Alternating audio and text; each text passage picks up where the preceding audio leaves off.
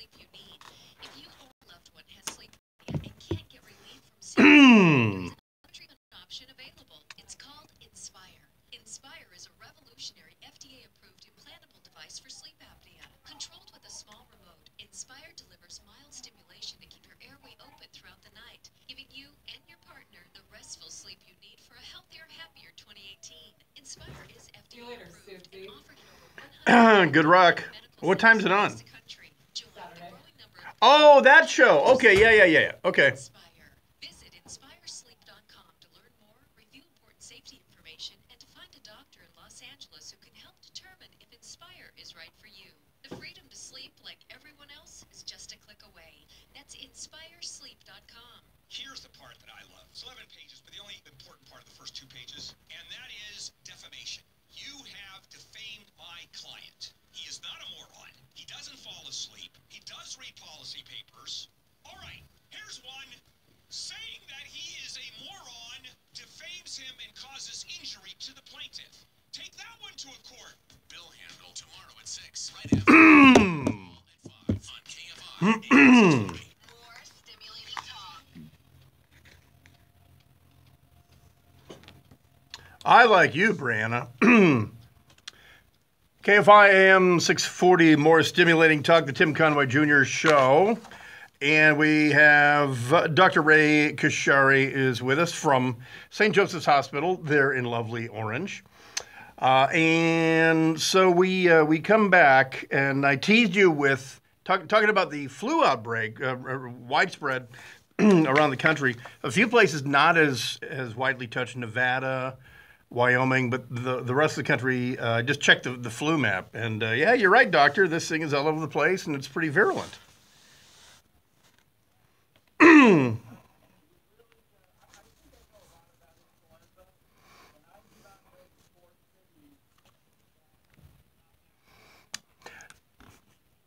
The world's worst pandemic, when it reached the United States, there were 4 places that were not touched by the so-called Spanish flu.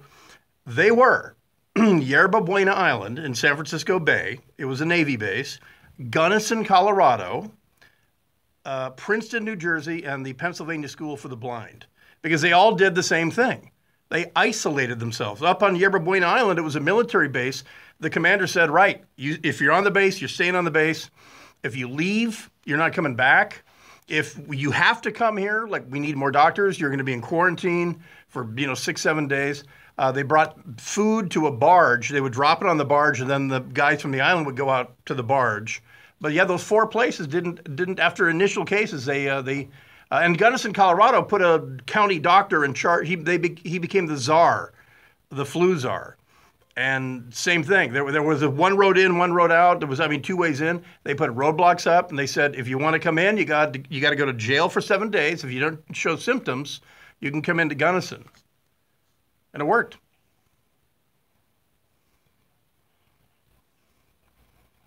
Yeah, they all did the same, as they say, non-prophylactic interception or intervention. All right, go ahead.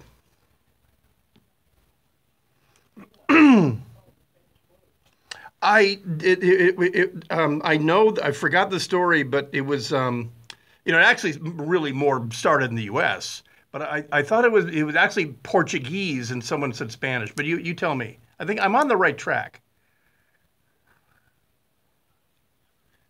Yeah.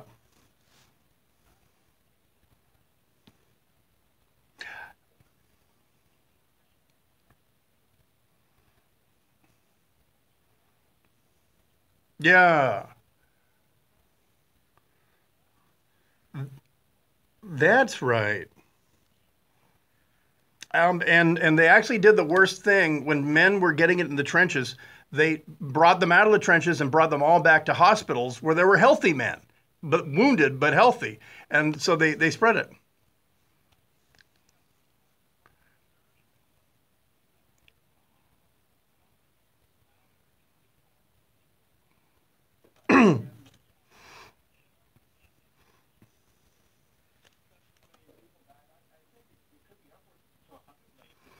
Yeah, I mean, they didn't really know at the time. And for people looking at the flu in 2018, and they're wondering, well, how bad can it get? Well, we already know because 100 years ago, by county order, all movie theaters were closed.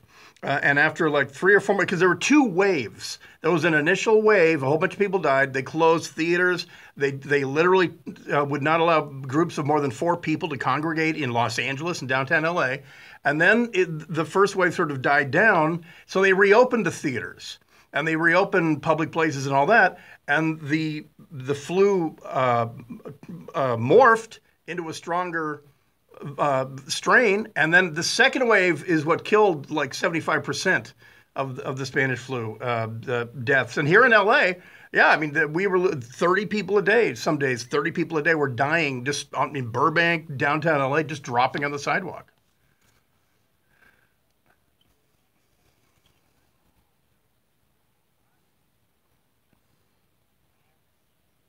Yeah.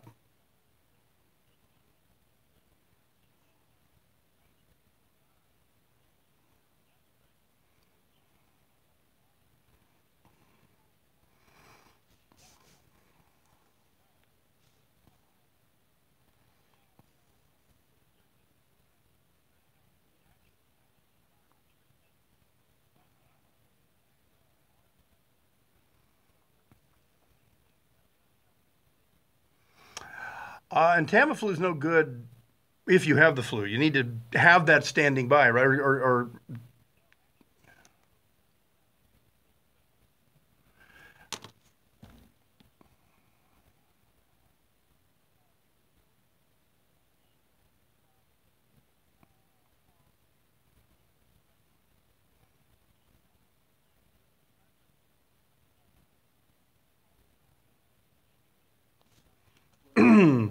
and that's by prescription only, right?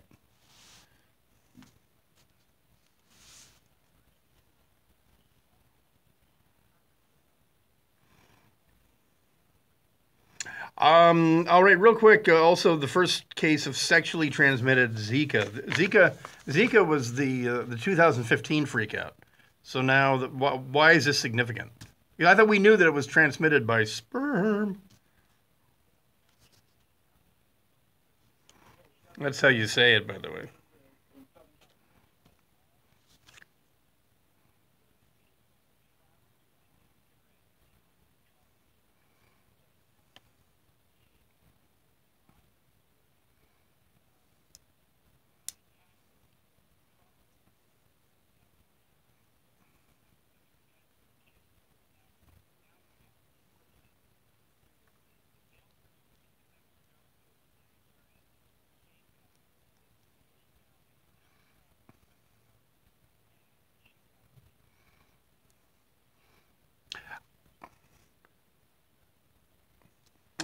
All right, Dr. Ray Kasheri from St. Joseph's Hospital down there in Orange, talking to us about the very aggressive strain of flu that we're facing here on the West Coast in LA and Orange County and across the country. All right, Doc, thanks a lot, and thanks for calling in. Thank you very much. There he goes. And by the way, I guess KWQC is a TV station in Davenport, Iowa. And Aaron Bender, their weather forecast is a meme right now. It's viral on Twitter. Their weather forecast yesterday through Tuesday, they have their highs every day between now and Tuesday. You know what the temperatures are? Tommy Two-Tone. Really? 867-5309. Really? They put that up on your KWQC Weather Center, everybody. Hey, Shotty and 77 here at Davenport, everybody. All right, so we'll come back in just a second. Why does Attorney General Jeff Sessions hate the sticky icky? Why does he hate the polio weed? Why doesn't he want you to honk a fatty?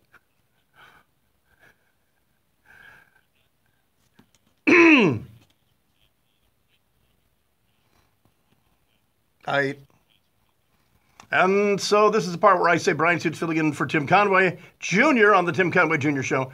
KFI AM 640, more stimulating talk. Aaron Bender with the news.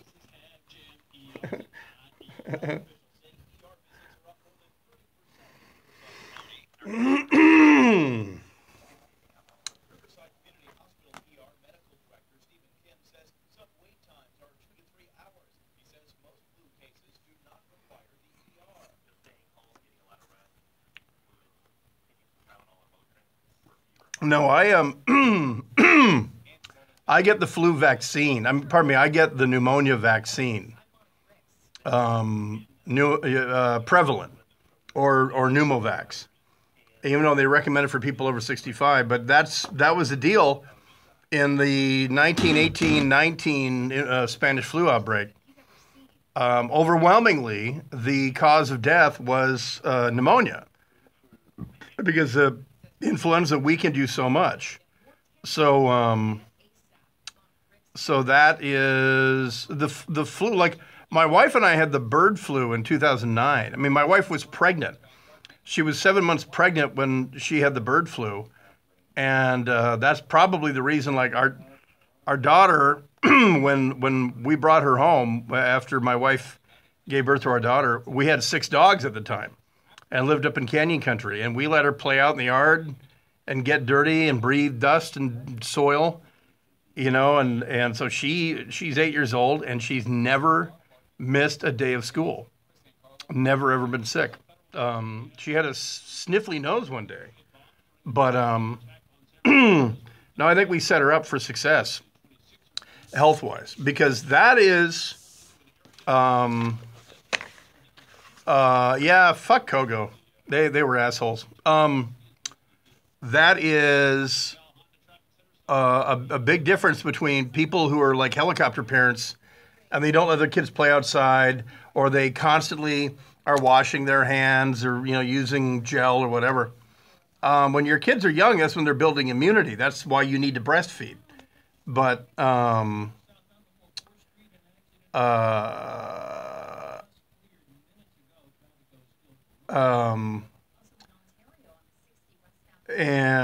and like my friends in Beverly Hills have 2 daughters, constantly sick.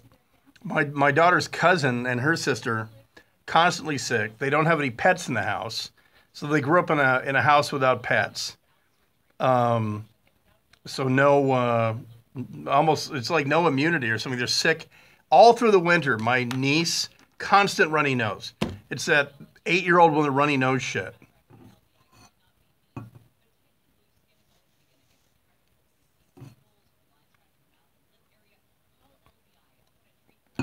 And I spent a lot of time in the third world, and I mean, I got to tell you, you know, like people in Iraq, you know, they were the first to bring their oxen in the house at night, you know, and that's why Caucasians and Western Europeans have had a natural immunity to smallpox if they were near farm animals. Now we get the smallpox vaccine, but that's why we didn't even know we had smallpox immunity or we were carrying it. So when Columbus landed on Hispaniola, there was a race of Indians on the island that's now Haiti and Dominican Republic, Hispaniola. There was a race of Indians called the Arawaks, and they were the people that Columbus first contacted. And the smallpox wiped them out. They had zero immunity to it. Besides enslaving them to dig gold, they died of smallpox. They died of the diseases that the Spaniards brought. So that happened.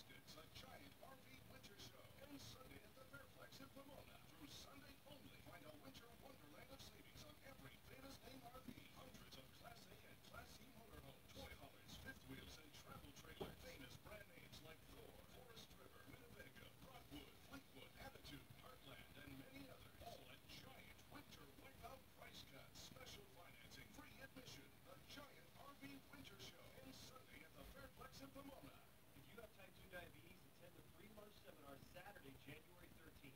Because the problem with diabetes is that it doesn't hurt like a wound until it is too late. Out of nowhere, your kidneys are failing, you're losing a limb, or your eyesight will just go. In just 2.5 months. Well, someone told me they couldn't read it. I think I had it. Seminar Saturday, January 13th. Call down and make a reservation. Log your cell phones out. Mount 250. Like that. I think that's the way it needs to go. Be on yourself and just say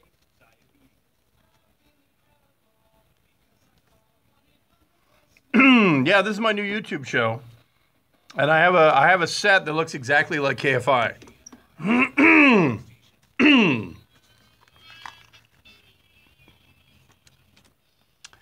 KFI AM 640, more stimulating talk, the Tim Conway Jr. Show. And we will speak to a dude who owns 2 medical marijuana cultivation facilities in Lancaster, Bob Salen, in the 8 o'clock hour. And what we'll talk to him about is Attorney General Jeff Sessions. It is released a memo rescinding 2 Obama era memos from his Department of Justice that effectively told federal prosecutors that if state law isn't being broken by possessors or users of marijuana, don't waste federal money chasing after them. And you must know this first. Jeff Sessions is not a fan of legalizing marijuana. And for California living in a fantasy world that somehow the federal government was not going to reach out in some way, shape, or form, marijuana continues federally to be a Schedule I drug, like heroin. I am not a marijuana user, vapor, holder, whatever. But I'm a libertarian, and I'm here to tell you, I want to legalize it all, and I want to tax it. But the price point has to be just slightly above what people are paying their illegal distributor of weed. Because what's happening here in California, what is going to happen is, places, eventually the state will get their poop in a group and they'll get the licensing a little better. Like the one in WeHo should have opened on the 1st of January, whatever. It took 2 days. The first one was in Santa Ana. There was the initial lines of people going in there. But the deal is, because it has been so easily available, it's been de facto legal in California forever. So this is not exactly crossing some really significant milestone for society. I mean, it really wasn't. If you wanted to smoke weed because of your pelvic tilt or your night blindness or whatever the hell you told, Dr. last graduate in his class down at Venice Beach, whatever you told him to get the card, well, you're doing that. And I mean, who was the last possessor of marijuana? I mean, short of bales of marijuana, who was the last possessor of marijuana, a couple joints, a baggie of marijuana? Who was the last one to get ticketed for that? I mean, that was like 20 years ago. And so it's been de facto illegal, kind of like 80 into 70. That's been marijuana. Marijuana has been the I-5 of illegal things, but not for the federal government. But there's been sort of a sea change amongst a lot of American people. 20 years ago, probably the majority of American people would have said, no, marijuana should never be legal. Now, 20 years later, those people have croaked. And a lot of people like me now have grown up, people who grew up in where marijuana was more readily available than alcohol when I was in high school. But then again, when I went to high school, we had psilocybin mushrooms growing on our football field. So, but that was the junior high drug. But marijuana was the go-to substance in high school. Where I went to college, it was alcohol. And so we're the ones who probably, from California to Colorado to Washington and other places around the country, as we entered the voting rolls, we finally are now a critical mass of people who don't think marijuana should ruin someone's life or get them a misdemeanor or felony or whatever, or certainly a federal charge. So did Sessions effectively end the party in California? Well, no, not really, because and I know John Kennedy, Dana Rohrabacher were on earlier today. And besides being a tool of the Kremlin, he's actually done one or two useful things. And one of the things that he did was he attached the Rohrabacher Bennett, is that the amendment? I forgot, but the amendment, the law that he passed, it goes on to every budget or continuing resolution, and what it says is that federal money won't be spent prosecuting people unless they have broken the state laws. So if they're in compliance with the state laws, federal prosecutors don't drill down on them. And now the deal is, as luck would have it, I have a friend who's a federal prosecutor in Northern California, and we texted back and forth on this, and he said, this is a joke. Each federal prosecutor's office probably pursues about 1,200 indictments per year. They're for high-end, white-collar, high-end financial, and high-end drug, high-end gun, weapon, explosives, those kind of things. The idea that they're actually going to come and kick the door of a storefront pot shop is ludicrous with federal authority. They just don't have the time and the money. They look at that and they say, where's the most bang for the buck? Well, we have a guy maybe illegally growing marijuana in California. Or he's illegally growing marijuana in Utah, where that is illegal. It's state illegal. So we'll prosecute that guy. But in California, we have a California licensed grow operation. He's not in violation of state law. We're not going to spend money prosecuting that guy. And so you're seeing like Gavin Newsom and others are panicking tonight and scared and the whole thing, but it probably won't affect the new state law. What's more likely to affect it, as I say, is I think because of the exorbitant taxes and licensing fees and everything that California put on this, that it's apparently 30% more expensive to buy it legally than to buy it from the dude you've been buying it from for a long time. But the chances of you being prosecuted or arrested for what you're doing anyway illegally are almost nil. I mean, has anyone gotten a speeding ticket for 9 over? Somewhere out there, someone has. But you know what? You asked for it, because when the cop pulled you over because you were doing 10 over and you were doing 15 over and you were a complete jackhole to the guy. And you said, my taxes pay your salary or something like that. That's why you got your 9 over. You have to ask for those. Same with marijuana.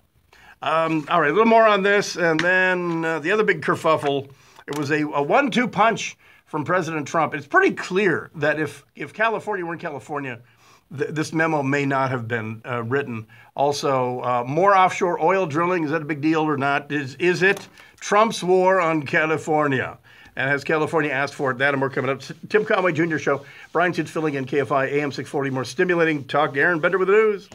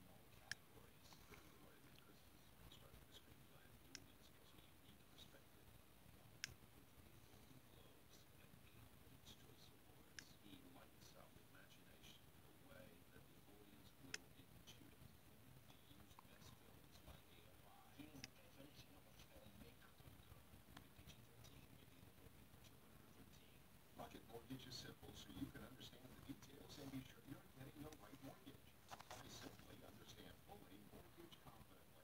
Visit rocketmortgage.com today.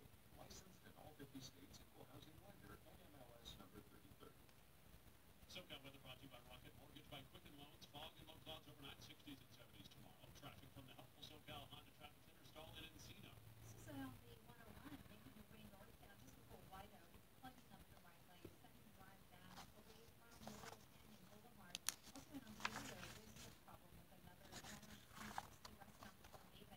It's blocking the left lane and also blocking the right now. Pushing on the brakes, getting away from Adirondacks. There's a top rolling into the way along that 45 northbound. Watch for delays getting out of Costa Mesa, leaving the 405 freeway on the racing stretches to the 91. Brought to you by LifeLock. KFI in the sky helps get you there faster. I'm Angel Martinez. Checking your blind spots? By only monitoring your credit, you could miss certain identity threats. But LifeLock sees a range of identity threats.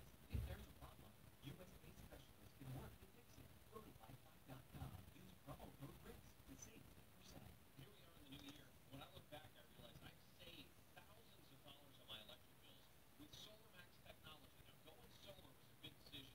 I had a huge checklist of things I wanted to look for. When you want to maximize savings for the best value for your home, SolarMax is $69 offer. Check that box. And they went through my bills. They educated me on owning versus leasing. I know the big difference. Another check. And right now, you can get more than $3,000 off SolarMax's South Korea and North Korea become allies?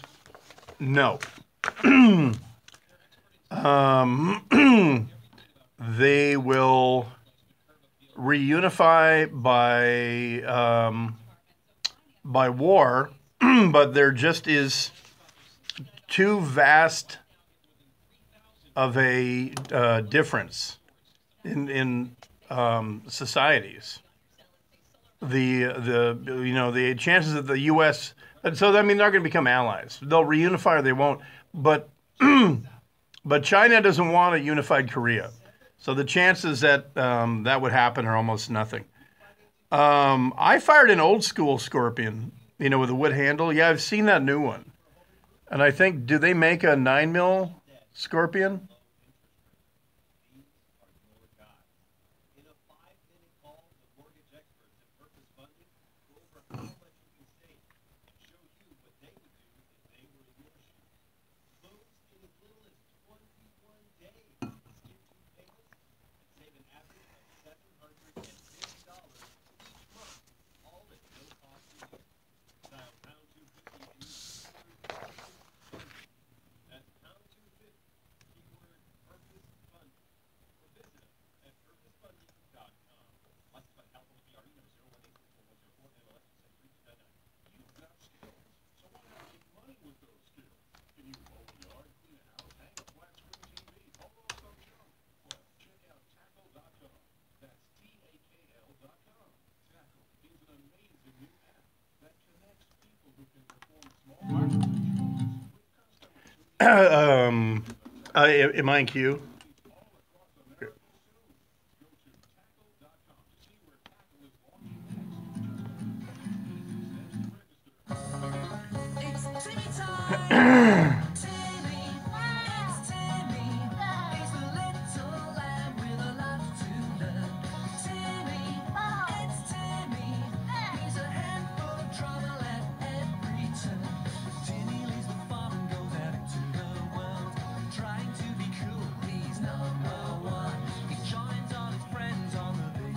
Just register. And he's always having such a lot of fun. A lot of fun.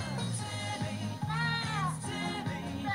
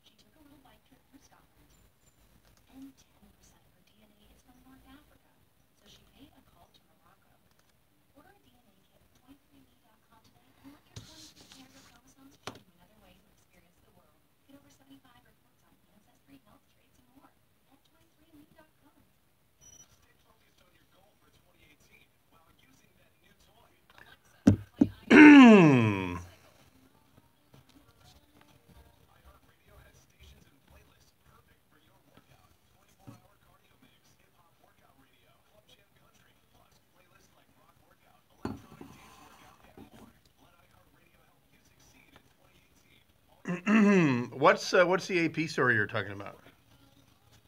Sorry about that. I meant to print it out. 1 second. You say that Matt Damon should not have a comment when it comes to sexual harassment. If you try to make this a women only can fight back against this, it's never going to work. You've got to have AP source, Trump had top White House lawyer urge Jeff Sessions against Russia investigation recusal. That's it.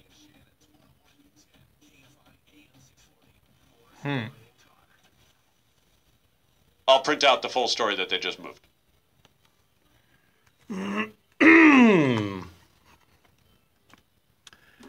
KFI AM 640, more stimulating talk. It is the Tim Conway Jr. show. And the actual composer of the Timmy Time theme, Mike Stobby, is right there in the other room. And he's actually, and by the way, I apologize unreservedly for what I said off air to producer Sharon. He's a Scotsman, so we like him because I'm a McLeod. My mother was a Canadian, and her family she tunneled out of Canada, became an American, but my mother was born Dorothy McLeod. So the McLeods of British Columbia. I'm very tight with them. So he's okay. So yeah, I don't have anything printed out. When are we? Just hey, want to win some money? As Petro says, a grand for your hand.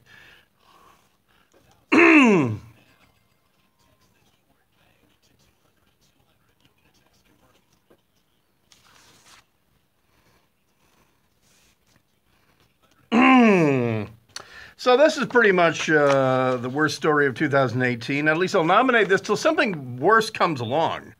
This one goes up on the tote board. Really horrible story. In the early morning hours of New Year's Day, according to the Orange County District Attorney's Office, Rosendo Show Peck, XO, middle name is XO, last name is Peck, P-E-C, approached a woman sleeping in her car, 76-year-old homeless woman, who turned out to be a soul singer in the 60s, broke into her car, pulled the blanket off of her before sexually assaulting her, punched her multiple times in the head, and choked her when she cried for help. A witness called 911 after hearing someone yelling for help. When officers arrived, Peck had his pants down, was on top of the woman who was unresponsive. He attempted to escape, but police arrested him soon after. The woman, Betty Willis, was pronounced dead at the scene. Her cause of death remains under investigation. He was charged with one felony count of murder with the special circumstance allegation that he carried out the crime during a rape. So when she started making noise, he killed her. He strangled her and then continued his activities till police arrived. And he's 22 and homeless. She and some people have put up videos of her from the 60s. I don't know. I don't remember her. But Betty Willis had songs, I guess, that charted, "Take Your Heart" and others. But she had fallen on hard times, had family in the area, but she was sleeping in her car when this guy opened up the door and while attempting a rape, also killed her. So really a horrible story. And his mugshot, his booking photo, he's got a giant raspberry above his right eye. So apparently his attempt to escape didn't work out as well as perhaps he might have thought it would. So there you go. That is until something worse comes along. And then I do a show on Sunday nights called Super Hyper Local Sundays. We wrap up all the crime, all the news of the weekend in Los Angeles.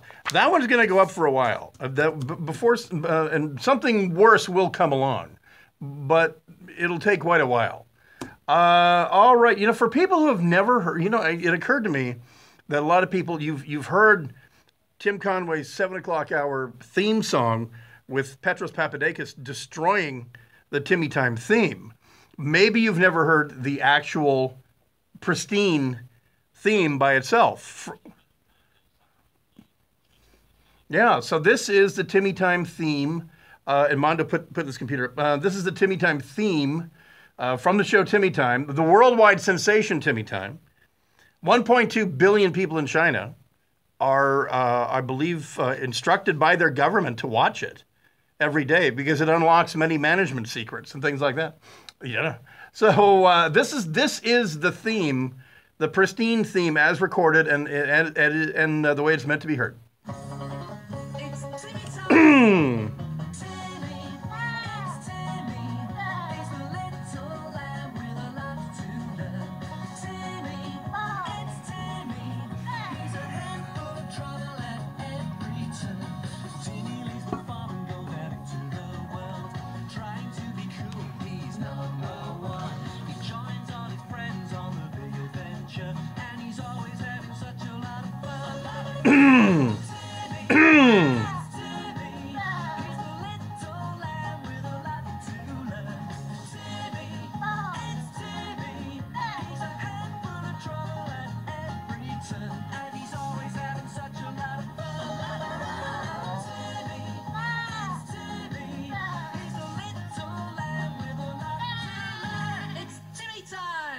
Produced and directed by Jackie Cockle. All right, well, the next time we come back here in a couple of minutes, the composer of that iconic theme, Mike Stabby, will be in studio, and I, Tim Conway Jr., will interview him because we've been planning this for weeks and weeks and weeks and weeks, so there's no way I was going to miss this particular night, and of course my dad's listening. We'll be back right after this Tim Conway Jr. show, KFI AM 640, more stimulating talk.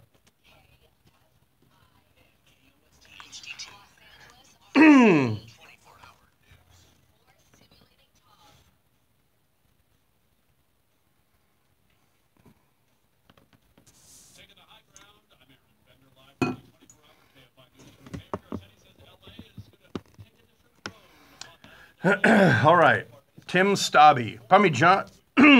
Mike Stabby. Here's his bio. He will be coming in studio.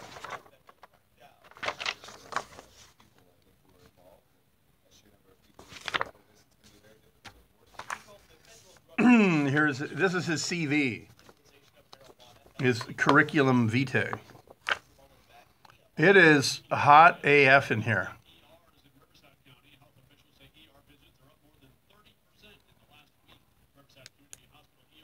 Hey, does anyone play H1Z1?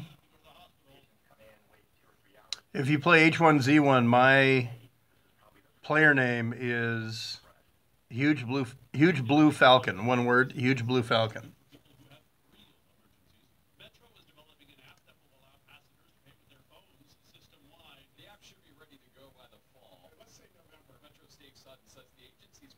Well, it was cold where I am.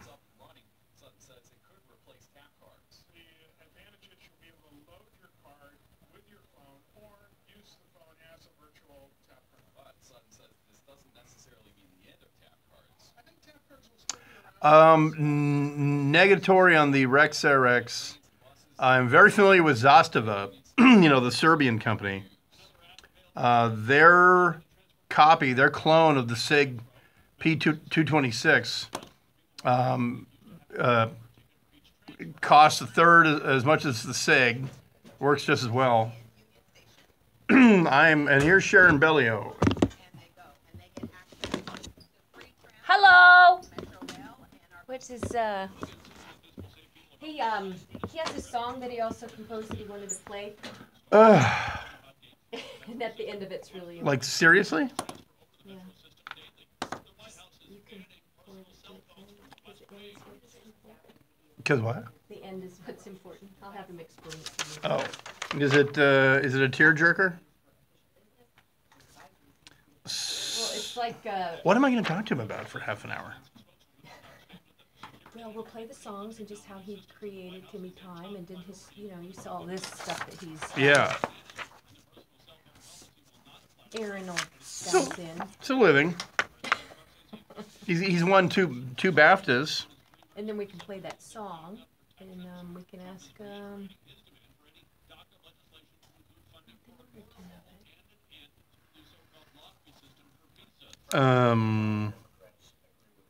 Yeah. So what was he here in LA for? His sister lives here. She's a big Conway fan. Oh, really? Mm-hmm. And big Brian Suits fan. And that's how she probably heard him. No, actually, we've been trying to track him down for over a year. Steve Gregory found him initially. Oh, and really? then he let me know that he was in town. Why did it take a year to track him down? He's in IMDb. Well, I don't know. It just did. It just did. Do you want him in now? Whatever. I guess, yeah. We'll get through this, Brian. I know. Where in Scotland is he from? I think London. He doesn't do any singing. No. Oh, but I think he's Scottish because he went to school in Aberdeen. What's Does he sound like an Englishman or a that? Scotsman?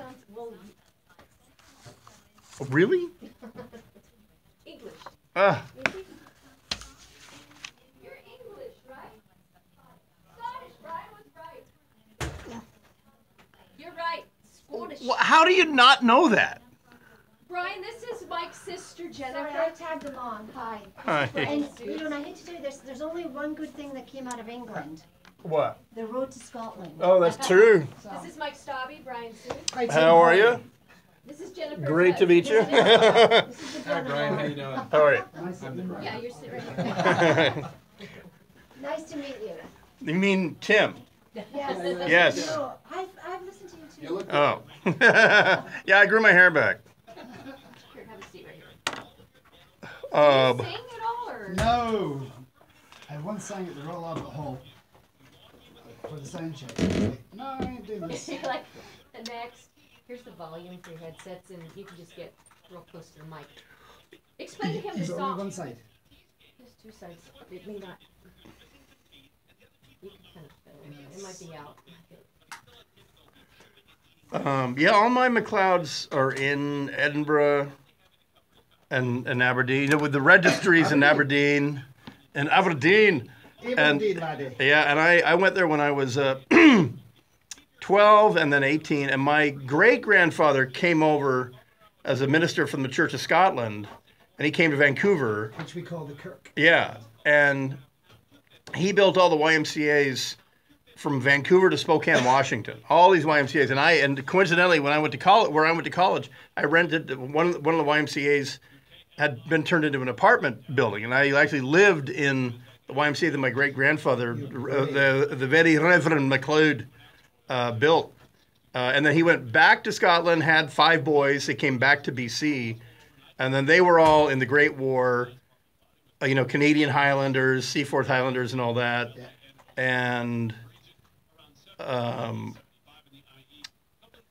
and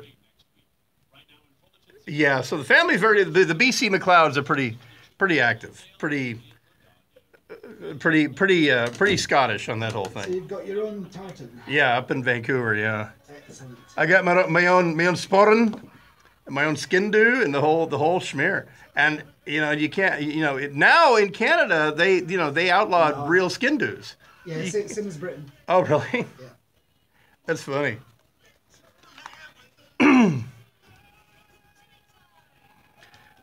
Probably best you didn't hear that. KFI AM 640, more stimulating talk. That is the version of the Timmy Time theme that Tim Conway's played for over 5 years now here at the 7 o'clock hour. The actual composer of that tune, Words and Music, correct? Mike Stobby is in the studio. Thanks for coming in. You're welcome. Tim Conway Jr. is a little under the weather today, so after 5 years of waiting, I guess the fates have intervened, so he's not actually meeting it. However, though, Sharon, did you tell him he can text me questions? Okay, so I have my phone, Conway. If you can dig yourself out of your Jägermeister, you can text me questions.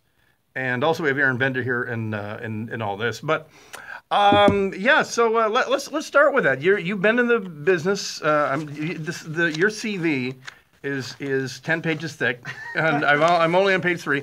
But this is your living. You're a very well thought of composer for TV, theater, movies, etc. So tell your story. Well, as far as the composing goes, there's 150,000 composers in Britain, so I'm in the top earning You make a living. Yeah. Unlike 99% of musicians, It's so hard. yeah, you make a living. You get so many knockdowns. If there's anyone out there who's writing songs, never give up. We'll try and do everything to make you stop, etc. Unless you absolutely suck, right? And then please, for the good of everyone, give up. Yes, indeed. Yeah. That's why you're not going to hear me sing tonight. Did you ever go through the open guitar case on the underground, playing Yeah, phase? we call that busking. Yeah. No, I kind of went into the playing piano bars, etc. And then I joined a band at a very young age, 15 something, and they're still on the go. Would I know them? They're called Palace, kind of a prog rock bands, Genesis. But, they're still on the go, and they're like Meridian, you might have heard of them. Yeah. That sort of thing. You know what jumped out at me? Is that you toured with Boney M. Yes. No, you did not, though. Did you have to wear the costume? Yes. Oh, no, you didn't. Not as bad as the ones that they're wearing, of course. Okay. They've got all the feathers and stuff. Did you go to East Germany with them? We didn't do East Germany. Oh, I thought they played in East Germany. They did, but Boney M have been on the go since the 70s. Yeah. And I've not been playing with them since the 70s. So I did a stint from 96. Their only hit here in the U.S. was Rasputin. Right. That was it. Did they have other hits? Did you write anything for them? No, because that was way back in the days when they were first famous. And then they're like every 80s band. They're all coming out of the woodwork again and gigging. Yeah. Well, should we say what your connection to LA is? Or is that a secret? Oh, no, yeah. My little sister Jennifer, who's a big fan of Tim Conway show, who's not here tonight, ladies and gentlemen, because she wanted her program to hear him. Yeah. She listens to this for years and years, and her husband Dennis, they live in Thousand Oaks. Okay. Well, is this your first time hearing Tim's version of your song? No. Jennifer's been listening to this show. Okay, until you've heard it. You're over the shock. Yeah. What would you tell the vocalist? Just offhand, what would you tell? What does he bring to this that you might change? Are you talking about the original vocalist? No. The version voiced by Petros Papadakis. It's hilarious. It's absolutely amazing. I mean, the one, I don't know if you've heard it, but you've got the, what's it called, the Pretty Podcast, the Pretty Good Podcast. Yeah. So I actually came across on the online of them doing a version of it singing along. It sounds like they've been drinking B-52s or something. Yeah. It's hilarious. Samando, play it from the top again. Yeah.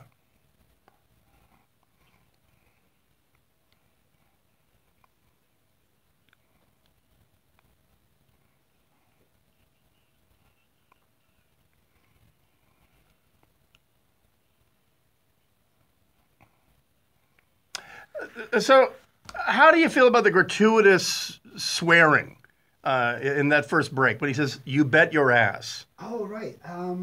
Is that swearing, is it? Yeah. Because I'm a little bit... Yeah. Okay, so I'm just a little bit rock and And roll. fanny means something completely different. We're not going to go into that. Yeah, we don't play that version. I don't. If you recall, a couple of years ago, we had Tim live on BBC Radio London, where he was explaining what this show is all about, and he was asking, "Am I allowed to say certain words?" And it was like there's a portcullis there.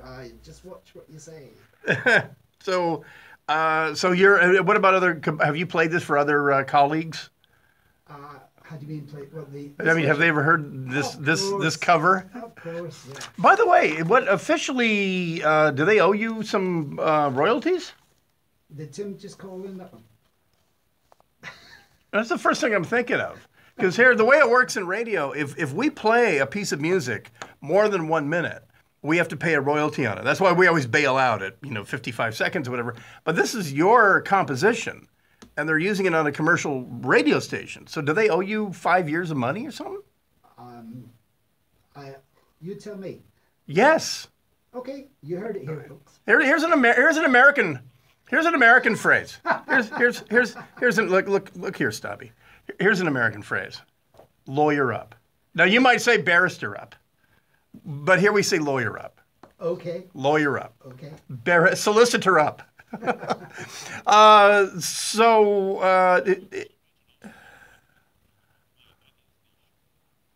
Yeah, there's an extendo version. That's right. I've only heard it once.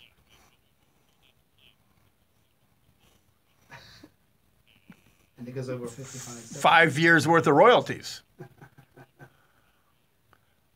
So these days, what are you doing most? Are you mainly doing soundtracks for TV movies and things like that? Is that your major thrust?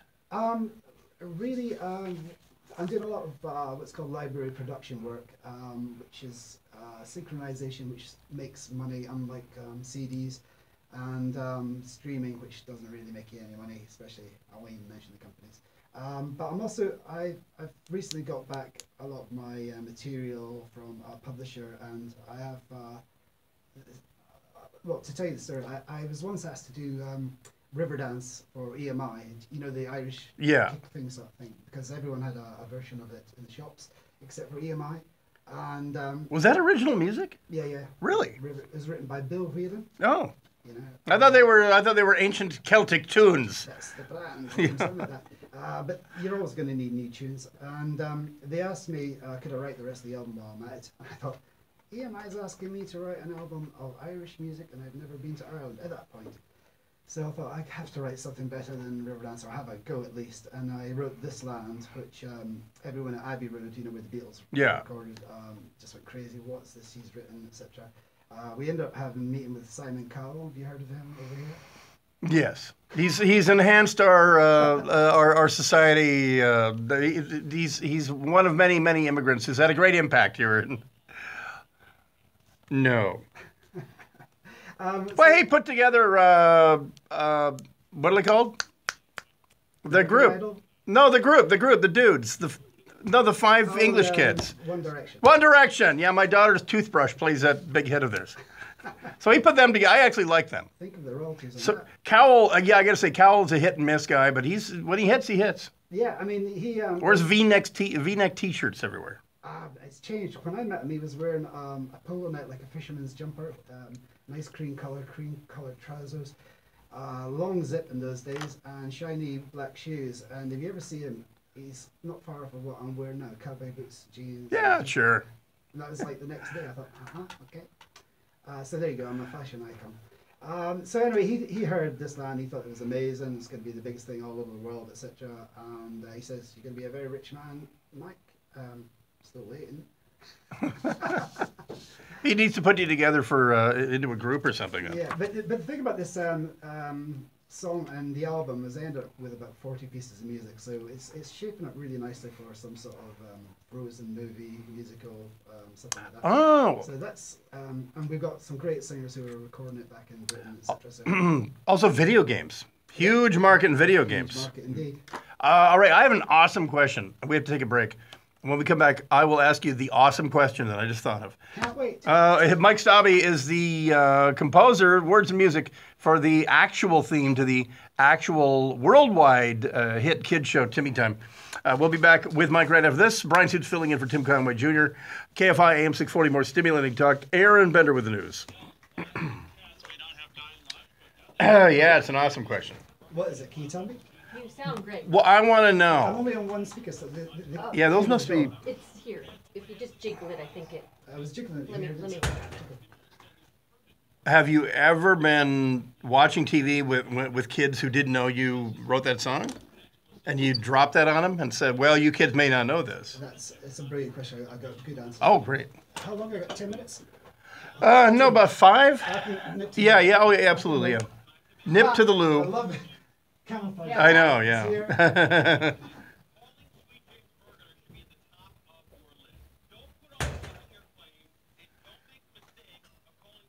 You're having fun with him. He's a charming chap. He's very. I guess he's an amazing pianist. Ew. His thing. No, pianist, not. Oh. If we could, I know this isn't. Get it? Yay! He has an amazing pianist. No, he's a pianist. That's really close up. Okay. There's Belly. No! Why not? Because it's really. I'm not handsome like you. Um, Hey. We're streaming at unsheepyourself.com. Oh. unsheep yourself, like you're a sheep. But then you unsheep. Which is funny because we're talking to the guy who wrote the Timmy theme time. song to Timmy the sheep, the lamb. So we have this to play. This is what he wrote. How long is the thing? Like 3 minutes. We're really gonna play that? Tim would. Is that what he was talking about? Might have been. No, that was This Is Our Land of Smolia. Yeah. Mariah. So, but who's singing it? He knows some woman singing it, but he wrote it. And But you're gonna fire it from there. yeah, Mondo has it. Please listen to the song all the way through as it grows to an impressive climax. It has brought people to tears. Oh, Brian. Are you having fun? Yeah. Are you glad you're here? Yeah, I forgot it was 4 hours though. But we can recycle. Yeah, whatever you we can think. replay The Doctor Yes, definitely. at 9. Or 9:30. 9:30. Then we get out of here. You want to do that? That's called the Petros of money when you replay something from your first hour and then you actually physically leave and Hey, get, they and say get to the play fuck the out. hits. Well, yeah, and like no one is sitting around for 4 hours listening. No, like 1% are listening. Yeah. Plus, we also have the, well, we would want to replay that. Bob Seelan. Yeah.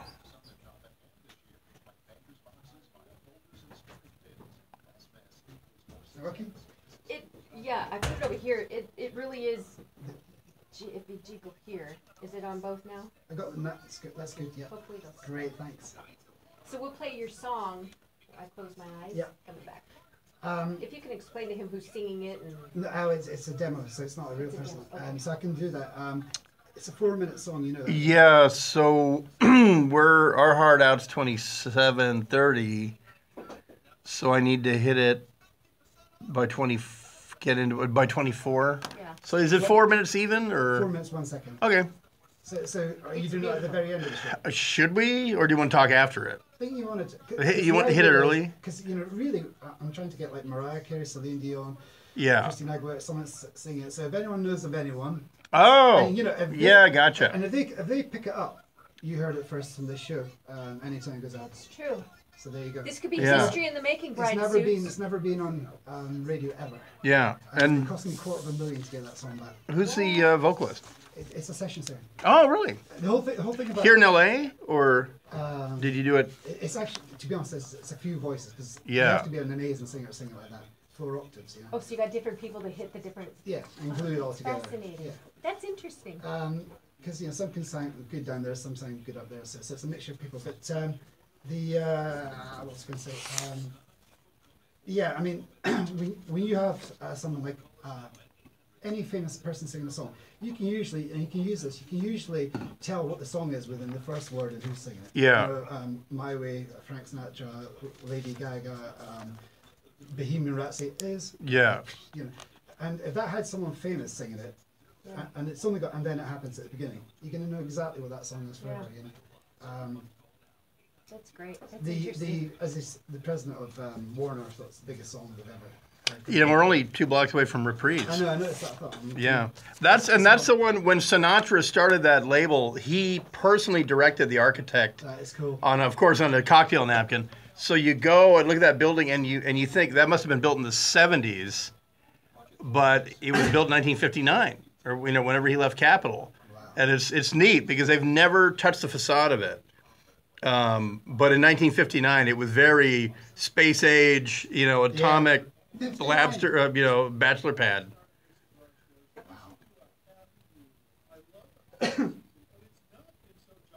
Jennifer's actual brother-in-law is Gary Wright. He wrote Dreamweaver. Oh, really? And Ringo Starr was the best man at his wedding. Oh, really? And he plays with not Ringo Starr, George Harrison. And he plays sometimes with the Ringo Starr All-Star bands around here. Oh, yeah. He's now a knight, of course. This is why LA is so funny. Is I work here at KFI, but sometimes we have a separate national syndicated company called Premier down in another place called Sherman Oaks. And Sherman Oaks and Encino and all, this is where Bing Crosby and Sinatra and those guys used to live. And actually, Sinatra's first home in LA is Toluca Lake, just 6 blocks that way. And whenever I am working down there, there's a Starbucks, then there's a quirky little sort of organic local store called Trader Joe's. Yeah. And consistently, I'm there like noon on Fridays. I pop into Trader Joe's. Eric Idle is in there shopping, always. Look on the bright side of life. Yeah, and I have. He's going to come on the air. His stage, the stage show he's doing with all of his Python hits. Yeah, was on BBC a year ago, and it's going to be on American Public TV. But yeah, it's just so I had to go through his people, but then when I finally talked to him, I said, I could have walked up to you at Trader Joe's and said, "Could I have you on KFI?" But he's just the nicest guy. And that is kind of the thing in LA is no one bothers anyone. No, it's his dad. He's dead now, sadly. Bond was Bob Hope's secretary. Oh, really? And Bob used to get him on all the films as like an Indian or whatever. Yeah. And on his honeymoon, he took all the clothes out of their suitcases. He did all these tricks on them. It was amazing. Oh, that's funny. The song's queued up whenever you want. Okay, so we'll hit it early so we can talk after. What's the name of the theatre in LA? Is it Pantages. Pantages. Yeah. Because the show that I've been working on is Love Never Dies, Andrew Lloyd Webber. It's coming here. It's a 14-month tour of okay. US. I think it's here in April at Pantages. Okay. It's Phantom of the Opera 2 is what it is.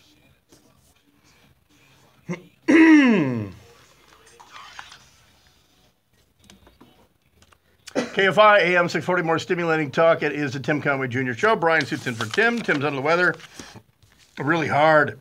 And in studio, Mike Stobby. And of all nights for Tim to not be here, they've been working on this for a long, long time. Mike Stobby, the composer, music and lyrics to the Timmy Time kids show that the Tim Conway, the Petros version is based on, is here in studio. And by the way, that obviously it's a hugely successful show. Literally now that it's in China, billions of kids are hearing that theme song.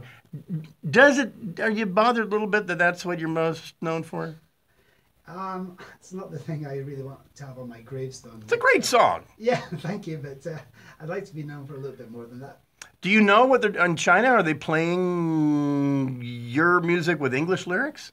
No, every country has its own. No. Yes. Bender. The Russian one's quite funny. You can find that on YouTube.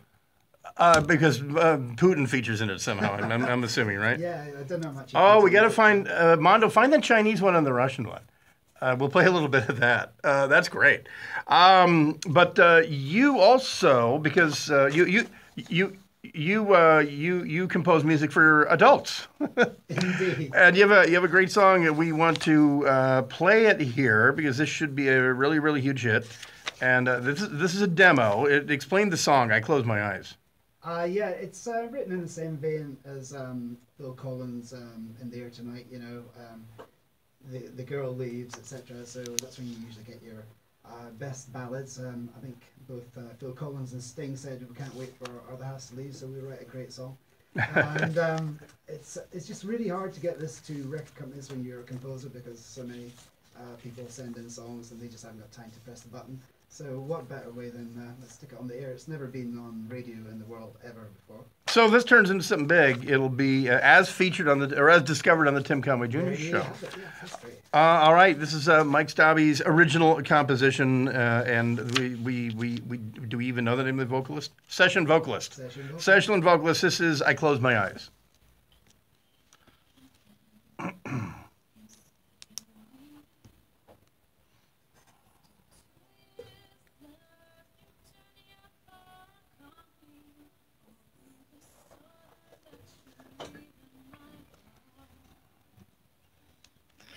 Are you still going to ask that question? Yeah, I wrote it. I got to remind myself.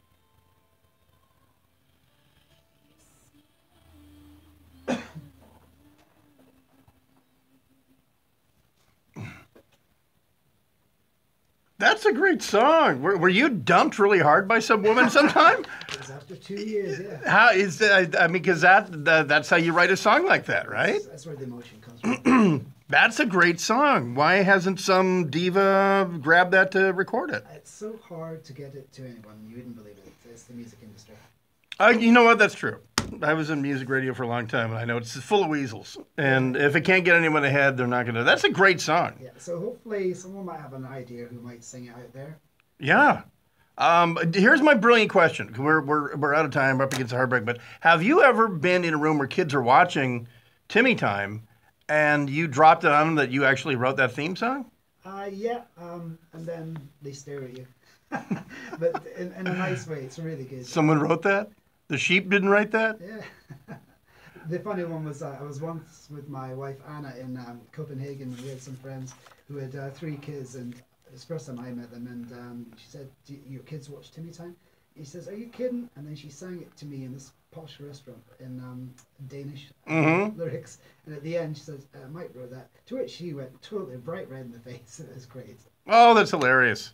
That's a great song. And so I promise Tim will play it.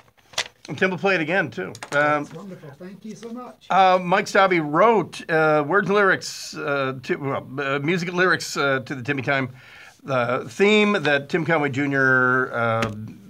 Stole, I guess, about 5.5 years ago with Petros Papadakis singing it.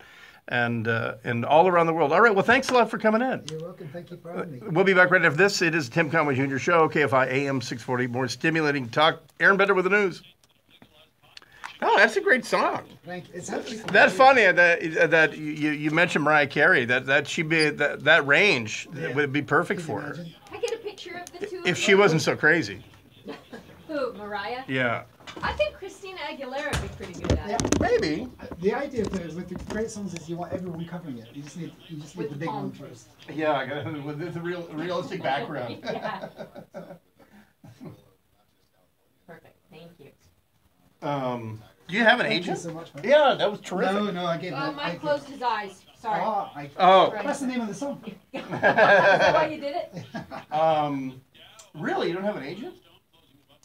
How does that work? How do you... Well, you know Diane Warren. Yeah. Oh, yeah. She does it all by herself, you know. I mean, she begged Cher to do Turn Back Time. Oh, yeah. And If I could turn back yeah, time. and she wouldn't do it. And then once you get there, you sort of, you're on a roll sort of thing, because all they want to do is rip you off. I mean, if I do come back, I've got a billion stories for you. Yeah, we definitely good want to ones, have you bad back. ones, and everything. So thank you. We're streaming on YouTube. Oh, hi.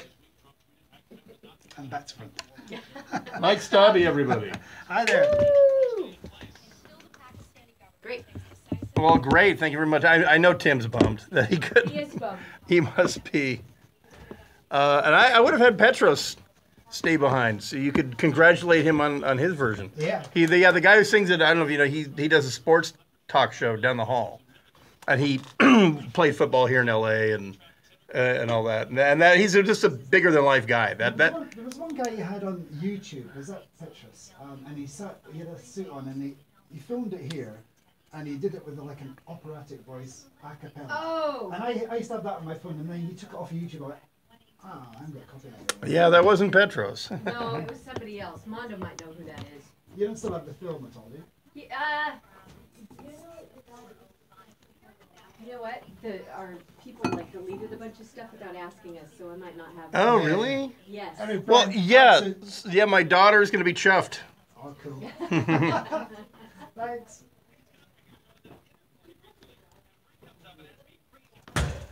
Well, he was a nice guy. That was it's hilarious that Conway scheduled that. He arranged that months ago, and then he's sick the night the guy comes in, and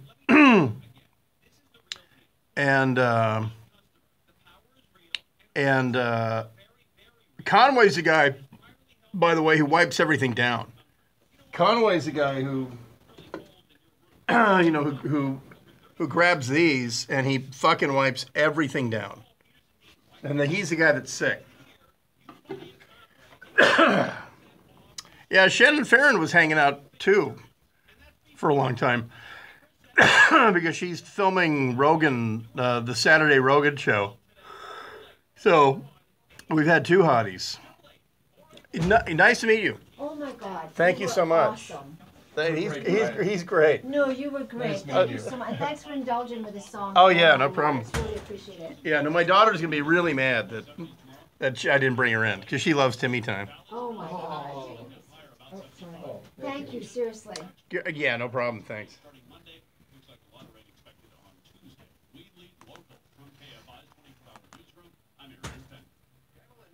Okay. Sharon usually sits here in the studio. Sharon's great. Sharon's terrific. She's got a great. I've known her for years. She was almost 10 years ago when I started here doing 7 to 10. When this was my show, the producer I originally had, we just didn't connect. She was a totally anal, over-organized. And she couldn't do radio that deviated from the plan, which is really, really dumb. I mean, these days, if you don't have Twitter open, then you're not doing a talk show. If you're not seeing, shit that's happening. And she couldn't do that. And Sharon and I nearly worked together, except she was working on the handle staff. But no, I love Sharon. She's terrific. She's really, really good. And she's also really funny. She's great on the air. So maybe I'll have her sit in the rest of this hour, next hour. Here, by the way, here's the mugshot of the guy who strangled the woman he was raping.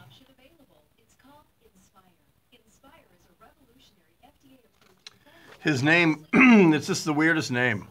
I can't figure out where this name is from, but Rosendo XO Show Peck, P-E-C.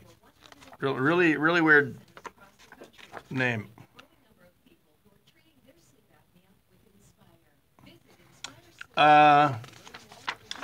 What's on the side of his head? That's called resisting arrest. That's called resisting arrestitis. That's what that is. That's what police refer to as a mahogany shampoo. Wink, wink.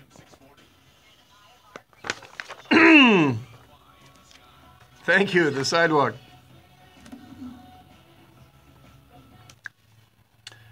Tim Conway Jr. Show, KFI, AM 640, more stimulating talk.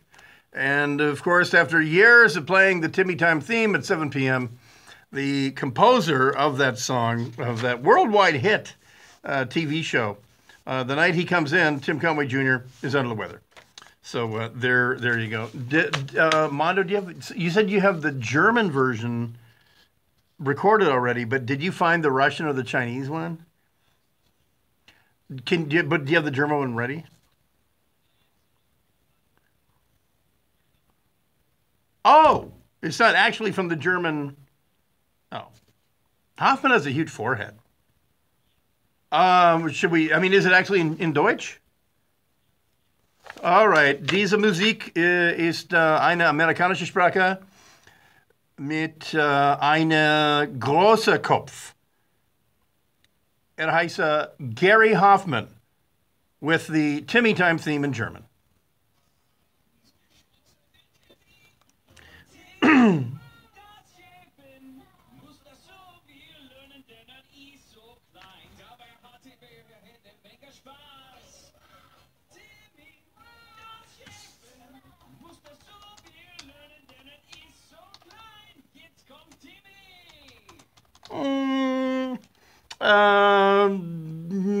Jetzt kommt Timmy. Now comes Timmy. I don't know.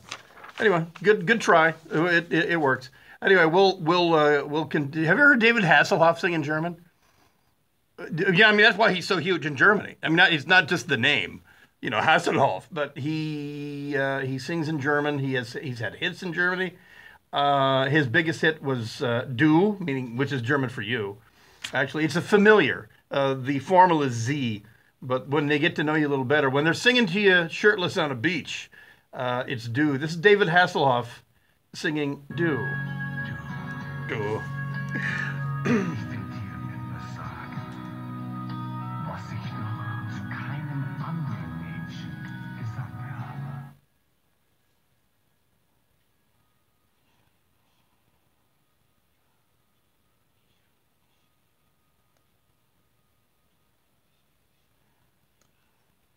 How about some actual singing here, Hasselhoff?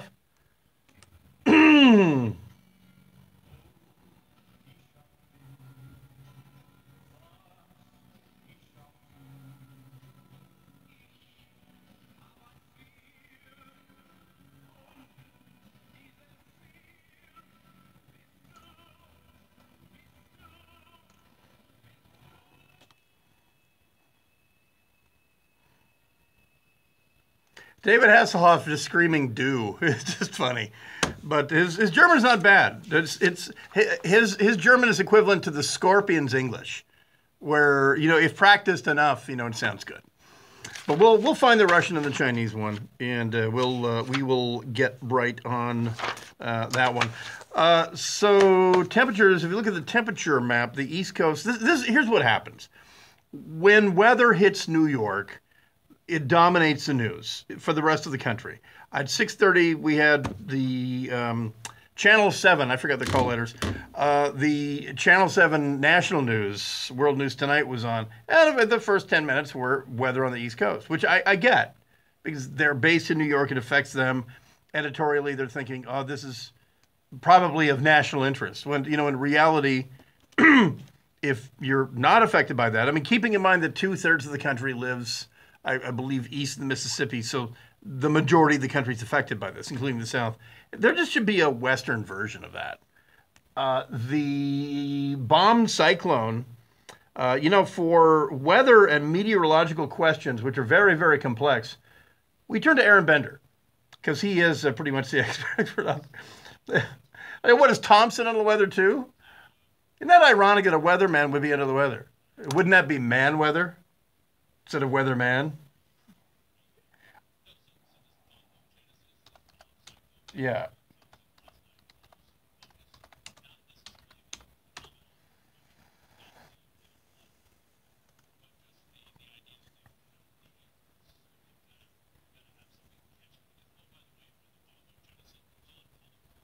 Polar vortex.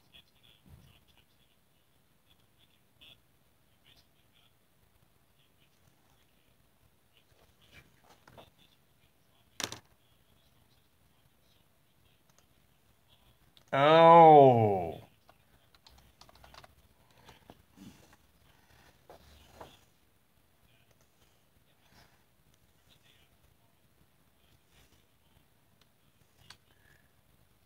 Oh, yeah. Really more of a Dennis Quaid movie, though. Global warming movie, but the world's being covered by glaciers.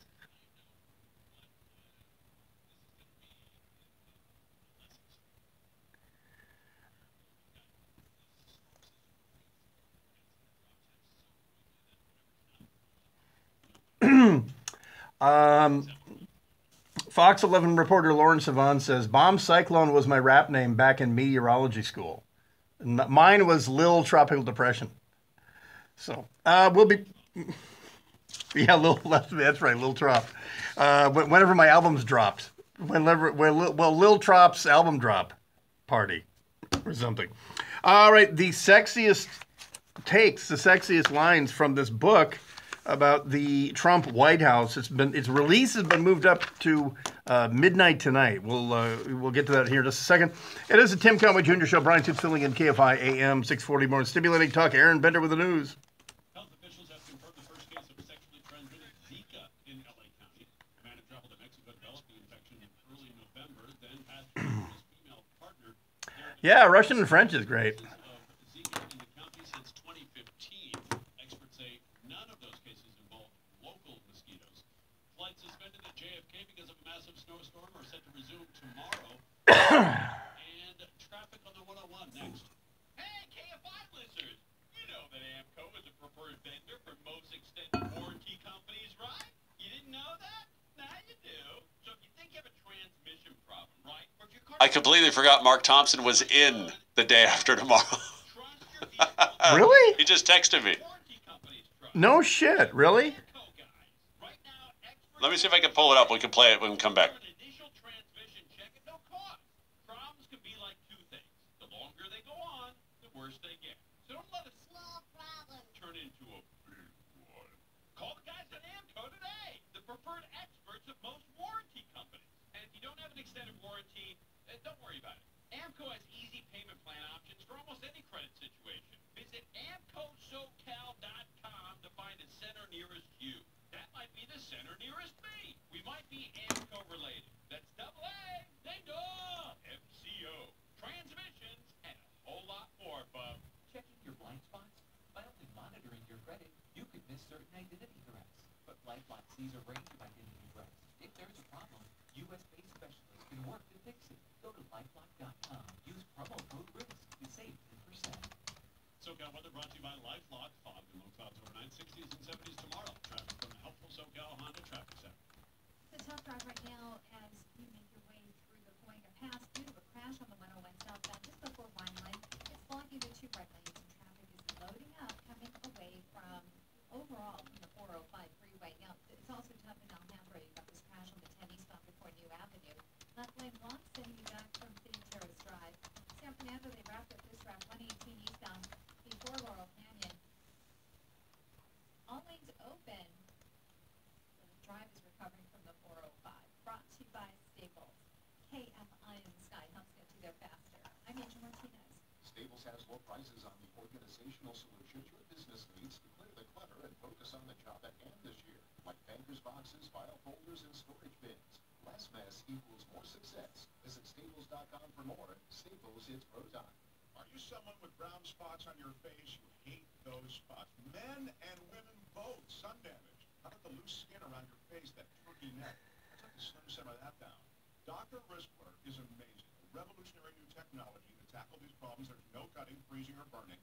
I'm telling you, this is no gimmick.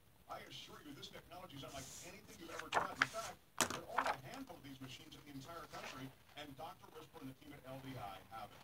I know you'll be more satisfied with these results. Pain-free, relatively no downtime.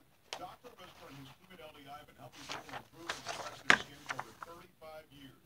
Start the new year with tighter, better-looking skin. Get rid of this stuff that bothers you. No surgery, injections, or fillers of any kind.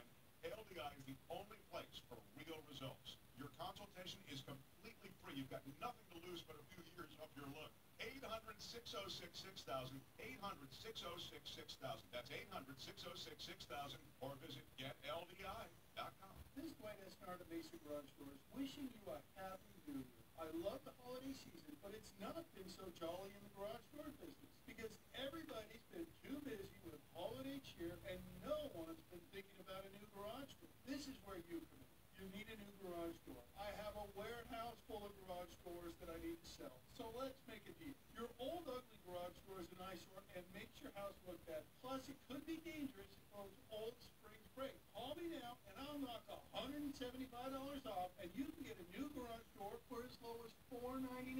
And that includes the installation bottom seal, free. I'll pay your sales tax, plus I'll bonus Island Glide Door System, giving you the quietest garage door ever. Normally $275, now absolutely free. To get this deal on a new garage door for $4.99, call me now on your cell phone. Dial pound 250 and say Mesa Garage Door. On your cell phone, dial pound 250 and say Mesa Garage Door. Enforceable order is an important decision and should not be based solely upon advertising. Attention, this is an important message for anyone that has taken the prescription medication Infocomet, Infocomet, or Infocomet XR for their diabetes. In May 2017, based on the facts of 2 clinical trials, the FDA issued a health advisory warning that these diabetes medications increase the risk of amputation of the legs and toes. If you or your loved one have taken the prescription medication Infocomet, Infocomet, or Infocomet XR for diabetes, you must call us now at 800-296-0781. You may be entitled to significant compensation. Even if you have not experienced an injury now, our network of experienced attorneys are ready to fight for you. Best of all, you'll pay nothing unless there's a recovery in your favor. You must protect your legal rights. Call 800-296-0781 now to see if you may be eligible to file a claim. Time restrictions may apply, so you must call now. 800-296-0781. Again, 800-296-0781. That's 800-296-0781. This ends paid for by Open Concept. I have been a customer of LifeLock for over a decade. And the reason is this is superb identity theft protection. My entire family. Excuse me. I burped. One of us is susceptible. So here's what LifeLock does. It monitors your credit like many other companies. It alerts you Yeah, not a great little movie, 20 minutes. I mean, it's just incredible to think that that required a FOIA search to get that released.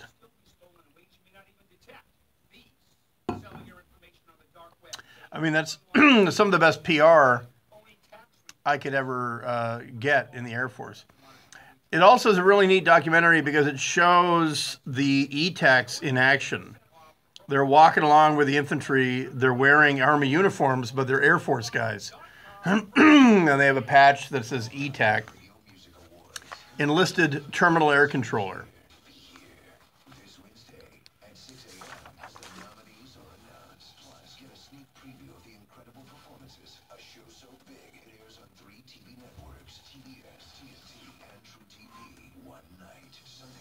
Am I in queue?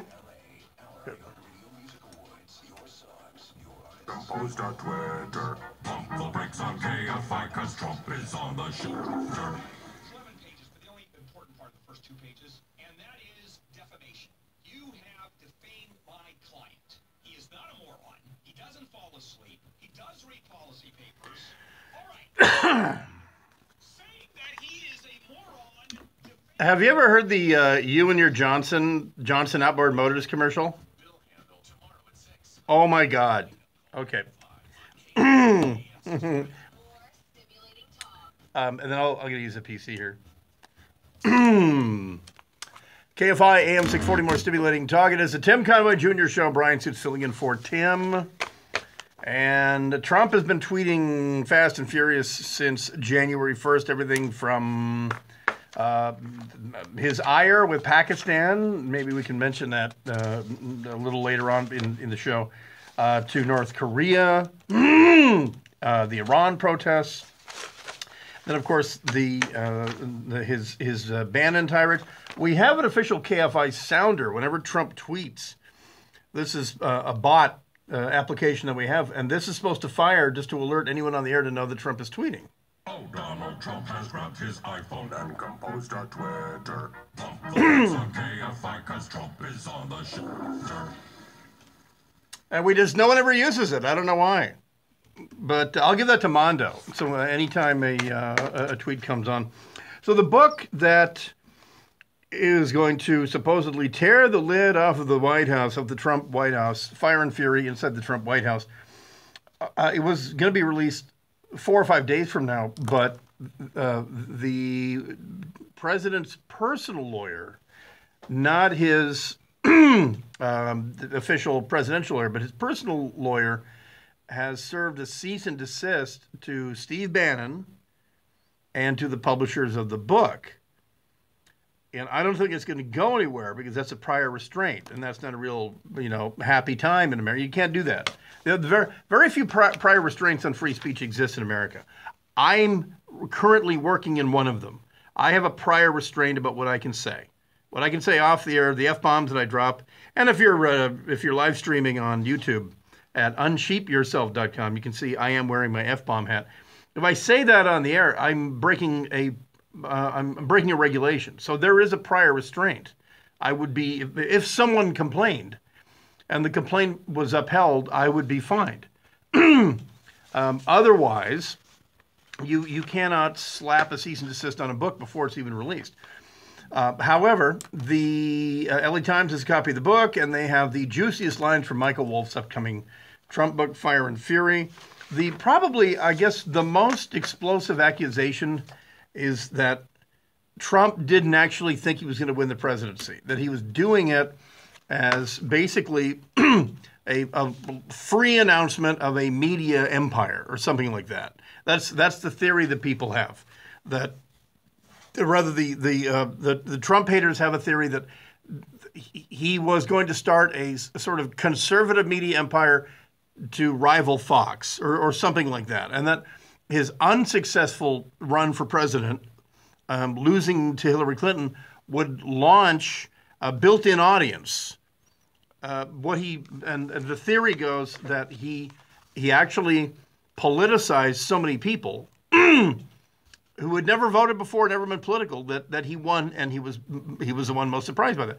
The reason that doesn't really work out is because if that was the case, why did he start so early? Why did he go personally to these little towns in Iowa and get 20,000 people in a basketball, gym when it's minus 20, in December of 2015? Why did he go to Wisconsin and Hillary didn't? I mean, he actually campaigned harder than Hillary, so it doesn't really look like a guy who was consciously trying to lose. But that is the accusation in the book. Trump's ultimate goal had never been to win the Oval Office, said the author Wolf, but he was excited about the exposure and opportunities to develop his brand. With encouragement from his longtime pal and former Fox News head Roger Ailes, Trump even flirted with the idea of starting his own television network. So from the book, the book says, quote, once he lost, Trump would be both insanely famous and a martyr to crooked Hillary. His daughter Ivanka and son-in-law Jared would be international celebrities. Steve Bannon would become the de facto head of the Tea Party movement. Kellyanne Conway would be a cable news star.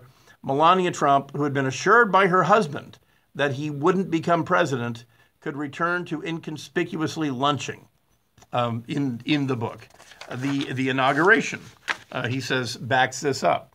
Trump did not enjoy his own inauguration. He was angry that A-level stars had snubbed the event, disgruntled with the accommodations at Blair House, and visibly fighting with his wife, who seemed on the verge of tears.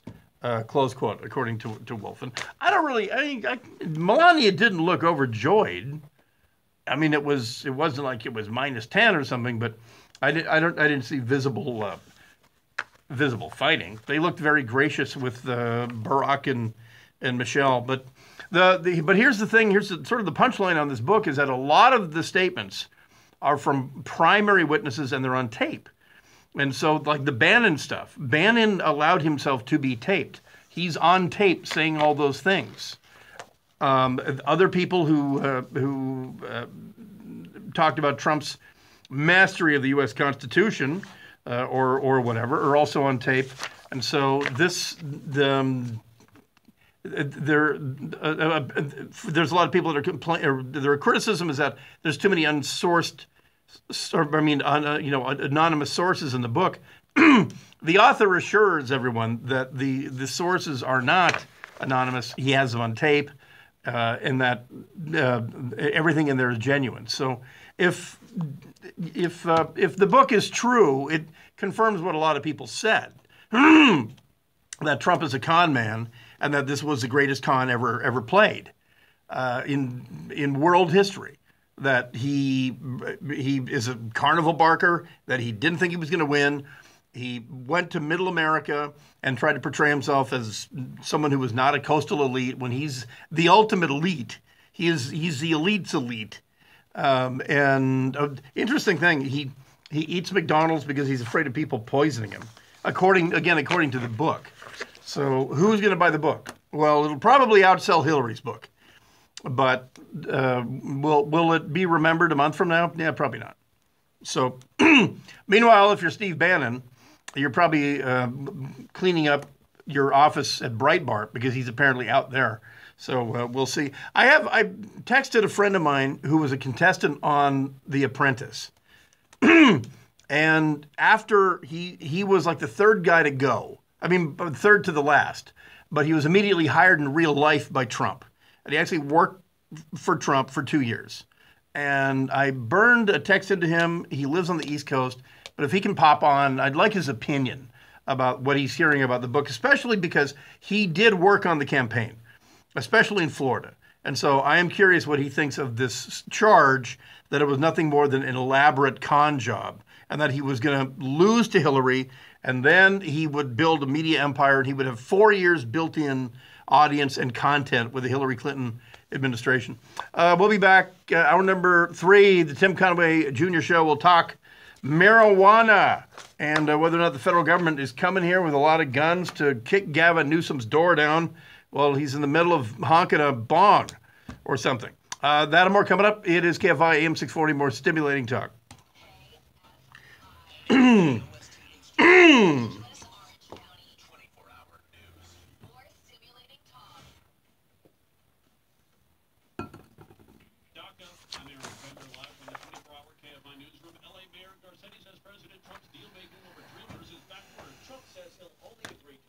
illegal immigrants who arrived to the U.S. as kids if the border wall is funded. Garcetti says the roundups have backfired. What they've been doing essentially is making us less safe. He says the Fed should only focus on criminals in the country illegally. There's rapists, murderers, and other people who are safer on the streets because they're not focused in their enforcement. Trump says he'd like to keep the DACA program, but the wall is a must.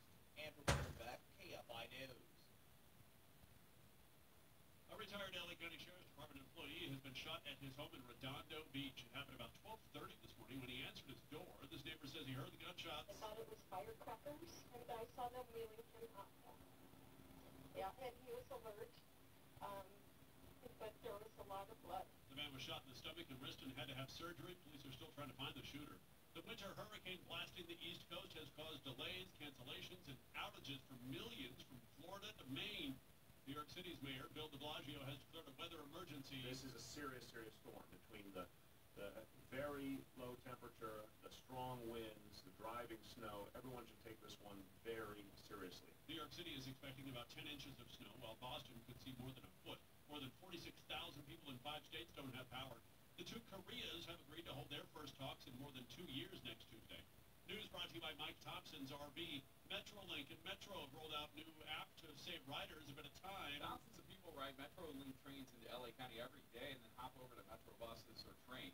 And one of their pain points has been transferring to our system. And working together, we are now leveraging technology to make it seamless and very easy. Metro's Stephanie Wiggins says with the app, it's just a scan of the phone and people can transfer to all of our rail system and our buses throughout the region. Wiggins says each transfer will save people about 5 minutes. Bob Seelan's on the phone. To talk about the weed, bro. Yeah, man. That's Stony. The sticky icky, as you like to say. Is the iHeartRadio app down for the count? Someone asks. No.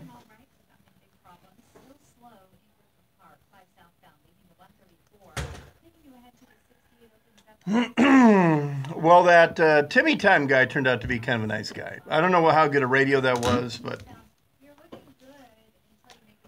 I tried to make it what it was.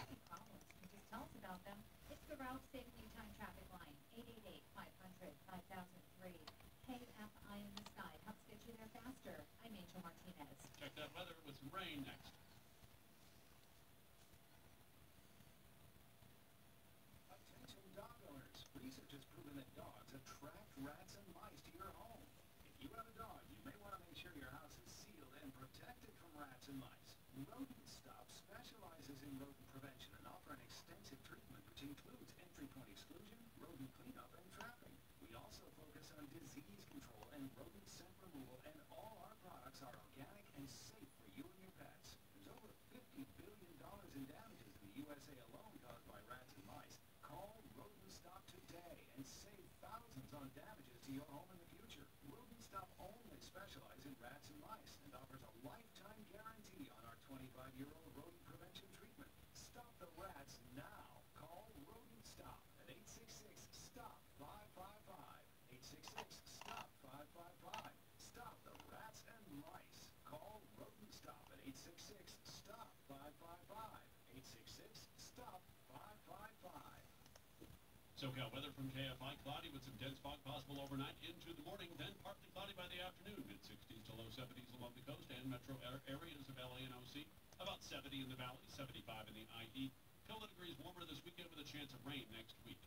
57 in Irvine right now, 60 degrees in Huntington Beach, 67 in West Hollywood, 59 in Redondo. We lead local from KFI's 24-hour newsroom. I'm Aaron Penn.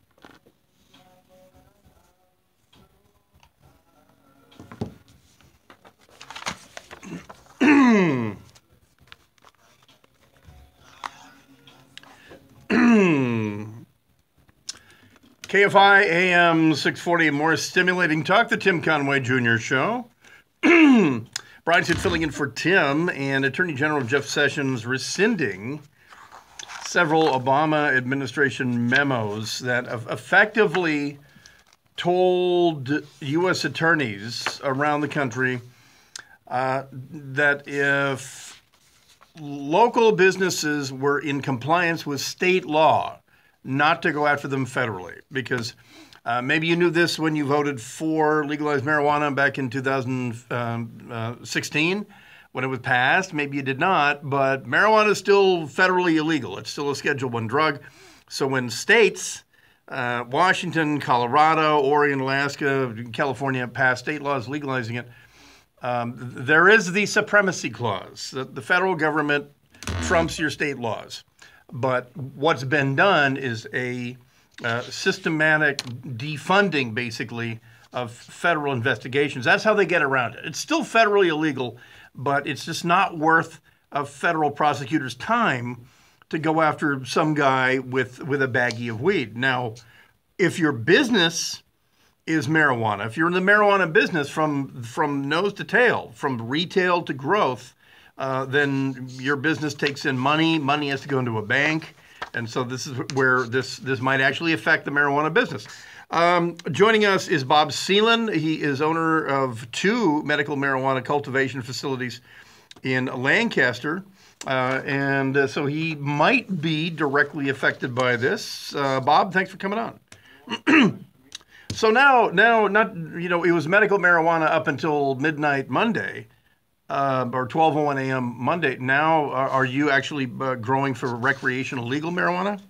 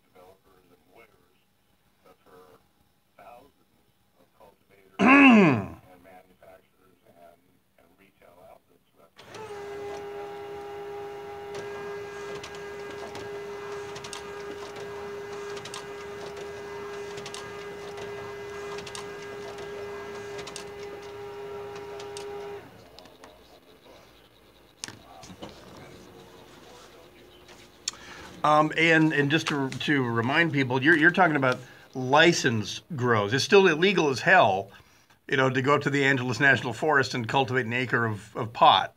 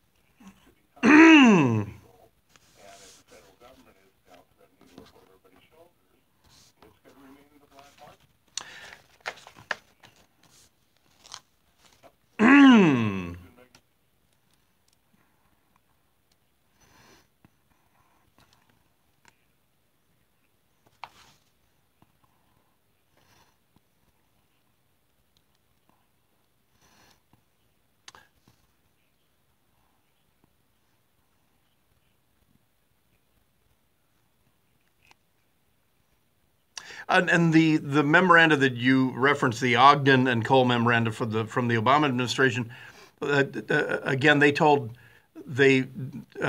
stipulated, or they told local federal prosecutors, if someone's in state compliance, don't waste your time or money going after them. Well, so now with those memos overturned, now you're in state compliance, but this grow operation that you represent, you guys are a prime target now, because this is what they're going to, if they do anything, they're going to go after the grows or the banks where the money goes.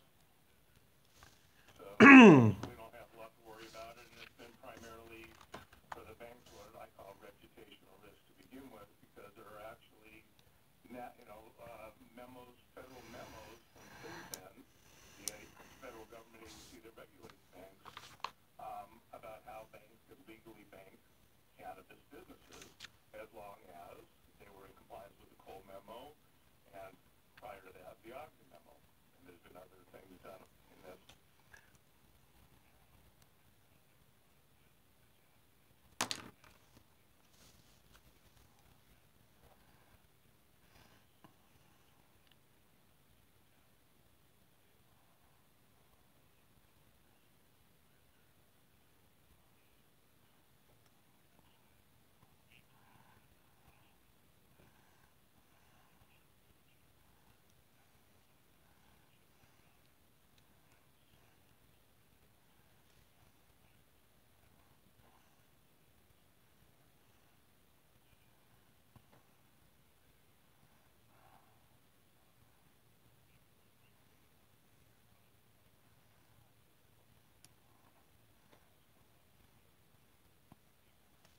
Mm. 17.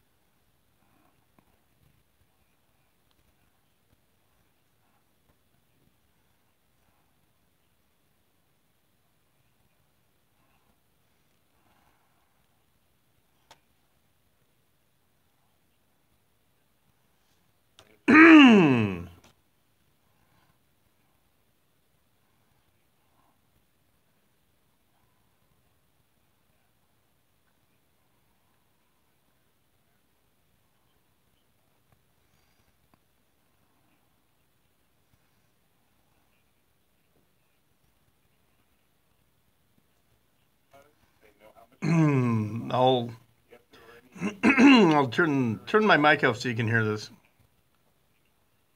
You track it back like There. any other agricultural product now. That's taken years for the FDA to get their arms around.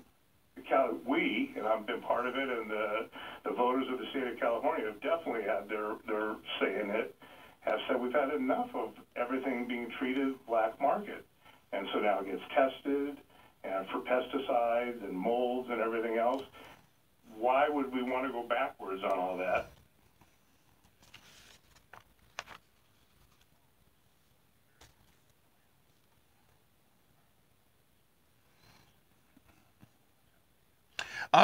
All right, we're going to take a quick break. Our guest is Bob Seelan.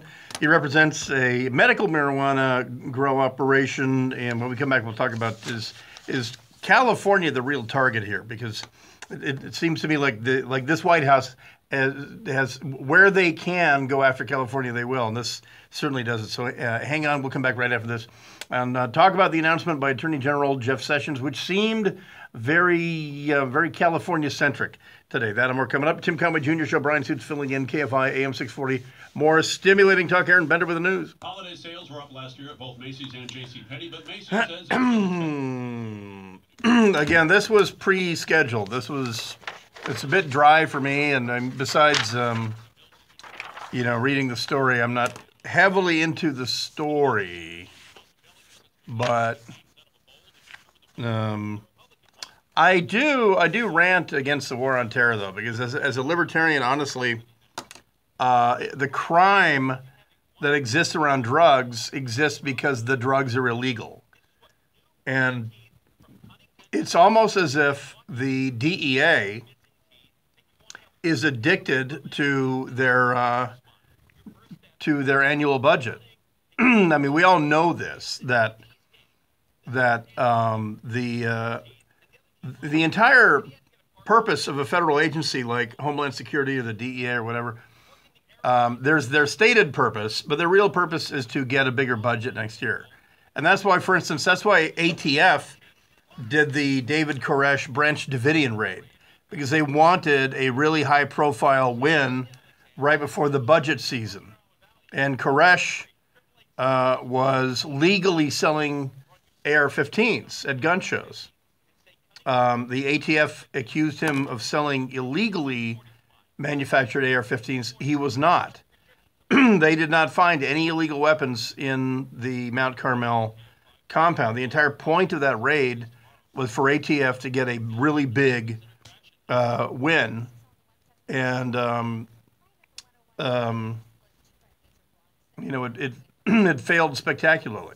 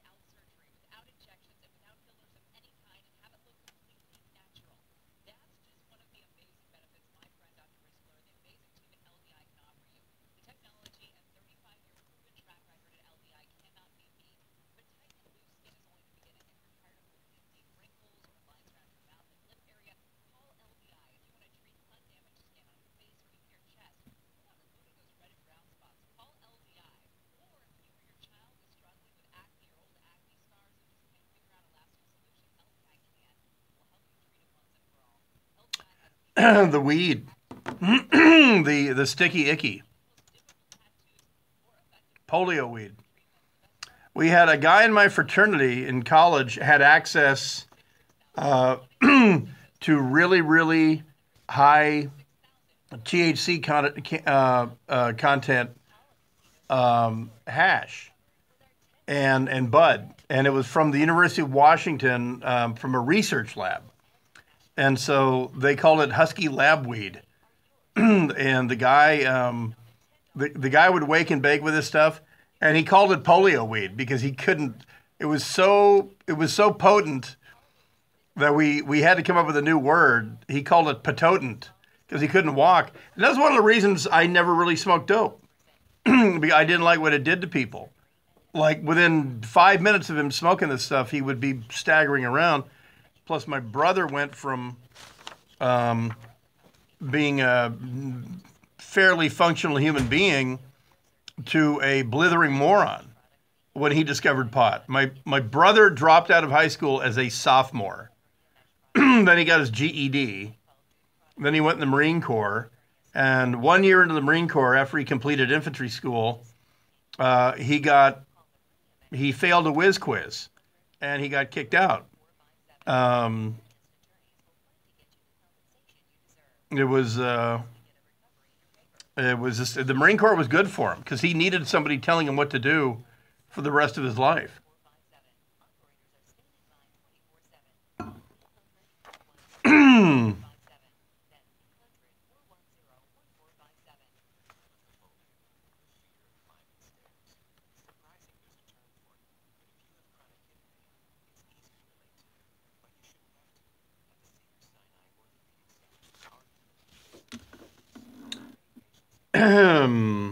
What, Sharon, what does it say? Select Lab is Foxfield? The two facilities are Onion Plant and then Selectibus. Selectibus, oh. And then Foxfield is an air. Yeah, that's right by my house. Yeah. Oh, is it? I'm just about 4 miles west of there. So I guess it's called Selectibus Foxfield. Hmm.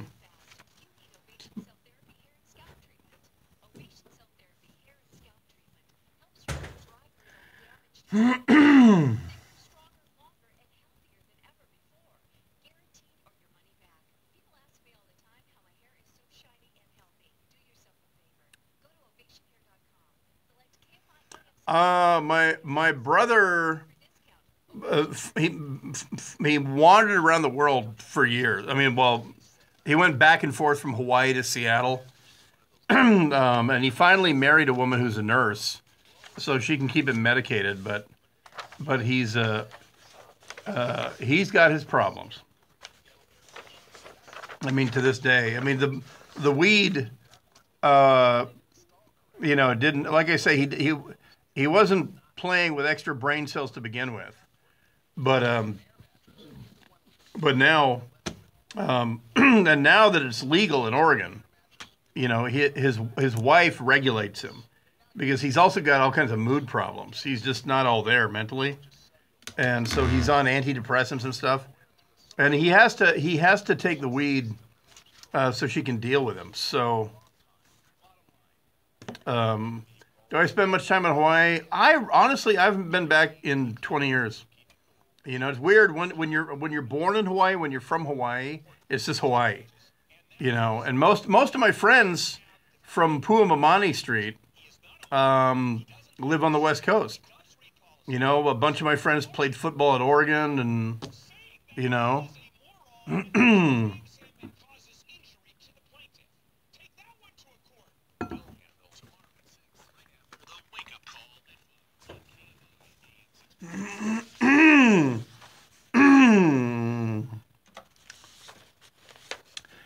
KFI AM 640, more stimulating talk. The Tim Conway Jr. Show. Brian Suits filling in for Tim, and joining us, Bob Seelan, managing member of 2 cannabis cultivation facilities in Lancaster, legally licensed, and also a compliance lawyer. The Onion Plant in Selectibus, which is at Fox Field at the airport there?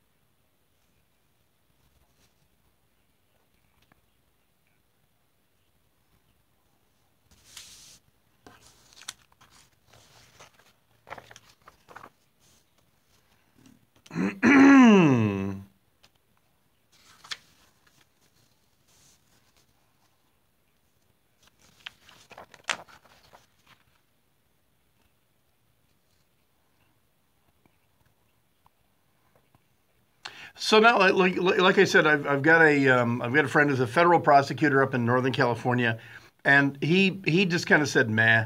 He said, the deal is each U.S. attorney probably brings about 1,200 indictments per year, and it's white collar crime, it's guns, it's explosives, it's anti-terror, child trafficking, all this. He said in reality in California, he said they have not gotten any specific guidance to now include, legal grows, because for people who are not, attorneys or well-informed talk show hosts, what you're doing is California legal, federal illegal. And so, I mean, currently, what would be stopping the DEA from kicking your door down tomorrow?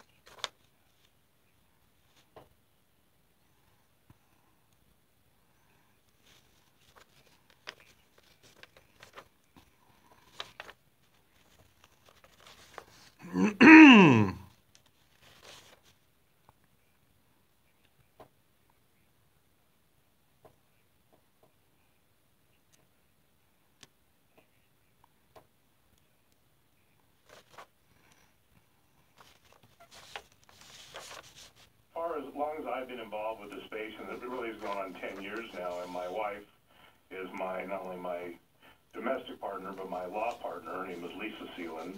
We've never seen any of any sort, unless like.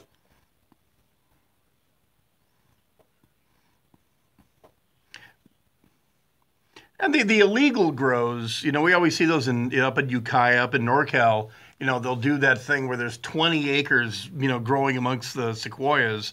So, ultimately doesn't it seem like there's bigger fish to fry, and that this might be simply Jeff Sessions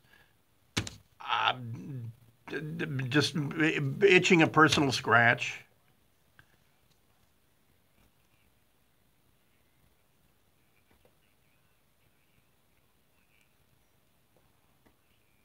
Ajax that is the entire state. He was appointed by Jerry Brown out of Alcohol Beverage Control to run all the cannabis.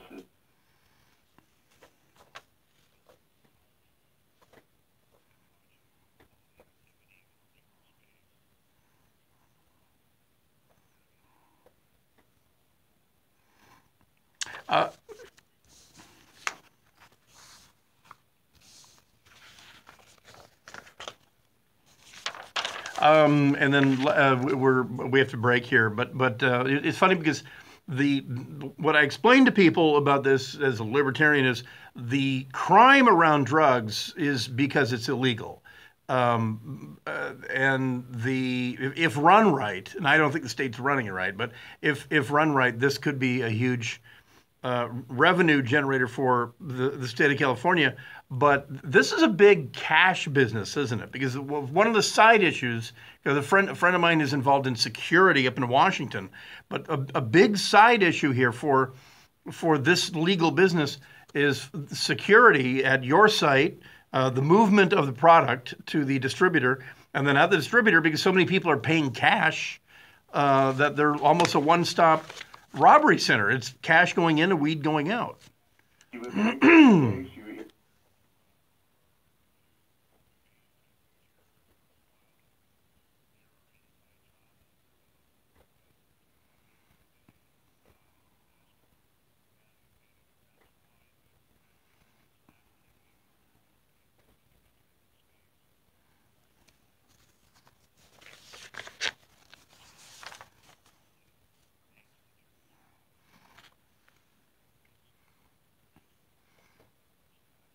Why not start your own bank, like a marijuana bank?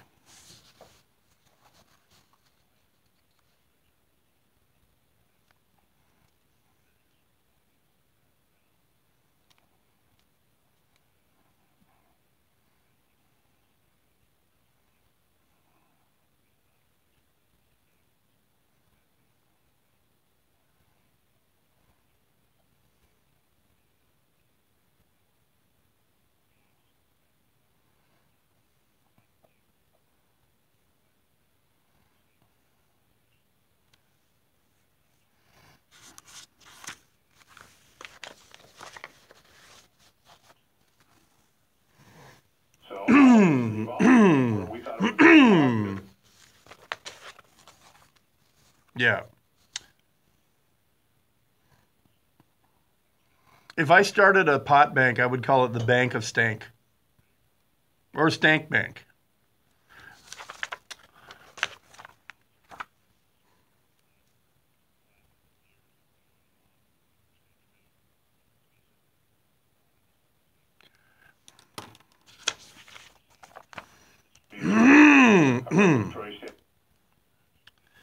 All right, blah blah blah blah blah. I gotta lose this guy.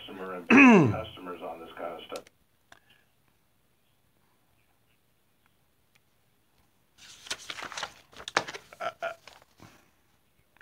Yeah.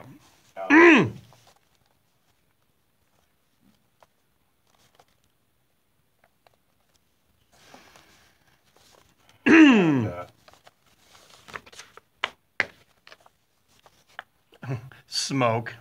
I get that. All right. I got your little funny there about the smoke. Don't you worry. All right, Bob Seelan, who's amazingly stoned right now, is the managing member of 2 cannabis cultivation facilities and compliance lawyer. All right, thanks for answering our questions. All right, YouTube. Back in just a second. It is Tim Conway Jr. Show. Brian Suits filling in KFI AM 640. More stimulating talk. Garen Bender with the news. Mayor Garcetti has badmouthed the Trump administration's plan for Dreamers. President Trump says he'll only keep the DACA program if the border wall is fixed. Garcetti says the feds are focused on the wrong crowd. We're no longer going after the most dangerous criminals. They're saying anybody we're going to go after. Trump says he'd like to keep the program that protects Who will? immigrants brought to the U.S. as kids.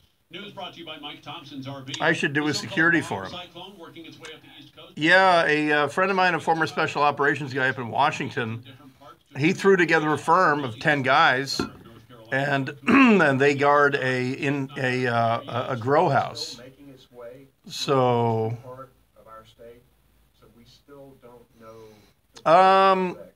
offshore drilling. I don't get it. The technology is better than it was 50 years ago when the Santa Barbara oil spill happened. Why shouldn't there be more drilling off California? I mean, the companies are the ones that, ultimately pay for this. And besides, I got news for the state of California. 3 miles off the state of California, that ain't California. Yeah, oil spills are bad. They're very, very bad. But believe it or not, they get cleaned up. I mean, I was fishing in Alaska when the Exxon Valdez, I was about to head up there for my final season when the Exxon Valdez ran aground. Hey, you should sit in studio.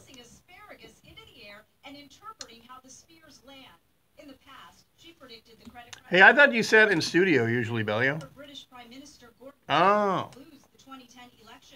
So you chime in from there. The UK will suffer flooding early in the year. Prime Minister Theresa May will be kicked out of office, and the U.S. will bring the world to the brink of serious conflict if the rest 3 miles offshore is where they drill.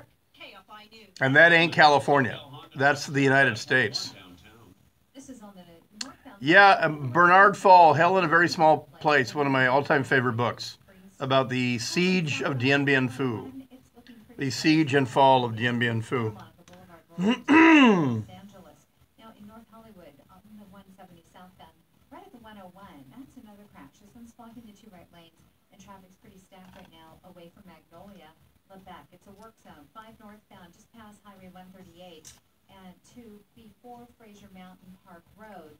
That's the right lane off limits until 8 in the morning. KFI in the sky helps get you there faster. I'm Angel Martinez. Hey, it's Conway here. So I was at a dinner party recently, and a friend comes up and asks me a crazy question. He says, hey, so does solar really work? My jaw dropped. Now, if you listen to the show, I'm about as skeptical as anybody. But as I'm talking to this guy, he didn't believe me about the solar. He's like a solar denier. So if you're skeptical, let me tell you again. This is the real deal. I'm a Peterson Dean customer. The power is real, and all the savings are very, very real. They're the largest privately held roofing and solar company in the country. You don't want to chuck in the truck drilling holes in your roof. You want it done right. Over 35 years of roofing experience in Southern California. And when you call Peterson Dean right now, through the end of the year, use my name Conway and get 20% off your solar components or roofing materials. And that's before the 30% federal tax credit. So don't wait. Do what I did. Call Peterson Dean today. 888-481-8814. 888-481-8814 or petersondean.com. California CSLV 468-117. SoCal weather from KFI, patchy dense fog with overnight and morning low clouds. Beaches in the mid-60s to low 70s tomorrow, about the same for Metro LA and OC. Valleys around 70 with the Inland Empire about 75. This weekend a touch warmer, then a chance of rain starting Monday with a lot of rain expected on Tuesday. We lead local. From KFI's 24-hour newsroom, I'm Aaron Bender. Why are you crunching on all those celery sticks? My New Year's resolution to lose weight, Larry. Diet's important, Owen, but so is sleep. Because not sleeping enough can make it hard. Apparently, Amazon has pulled the Trump book.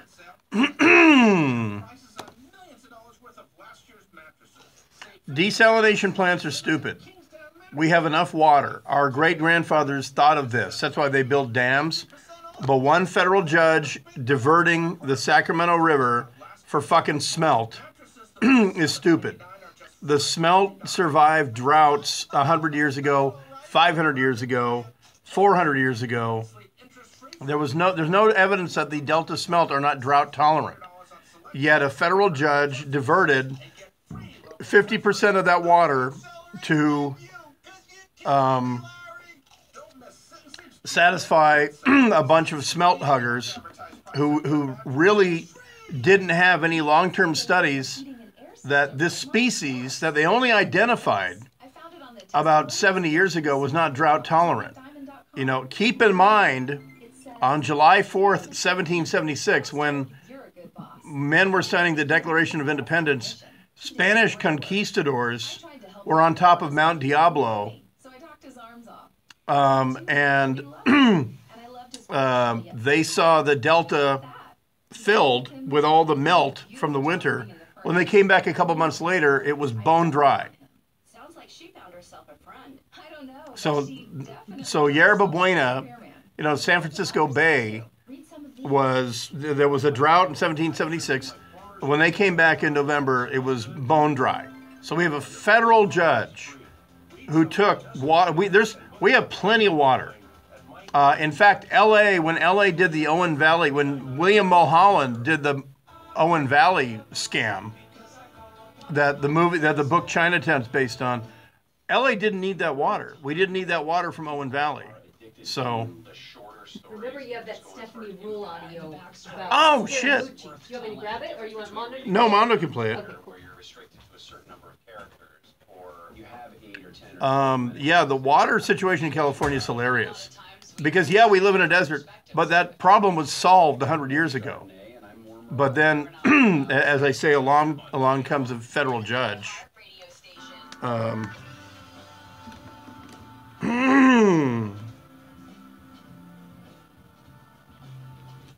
Tim Conway Jr. Show, KFI AM 640. More stimulating talk. And the book, Fire and Fury, Inside the Trump White House, was set to be released tomorrow, but somebody just texted me and said that, for instance, Amazon has pulled it. And this is this because of the cease and desist order? Because if you don't know, Trump's personal attorney slapped Steve Bannon with a cease and desist order, and the publisher a cease and desist on the release of the book, which I don't think it would stand 10 seconds in a federal court. And then another lawyer friend points out that if the stuff in the book really was demonstrably false, we'd be hearing about a libel lawsuit, not a cease and desist. And what is what's it called again, Sharon Bellio? Fire and Fury? I'm looking on Amazon. Fire and Fury. That would be kind of a big deal if Amazon pulled it. No, it's right there. Bestseller, Fire and Fury, Inside the Trump White House. $20.98, $10 off on Amazon Prime. And who's not Amazon Prime? Stupid people. That's who's not Amazon Prime.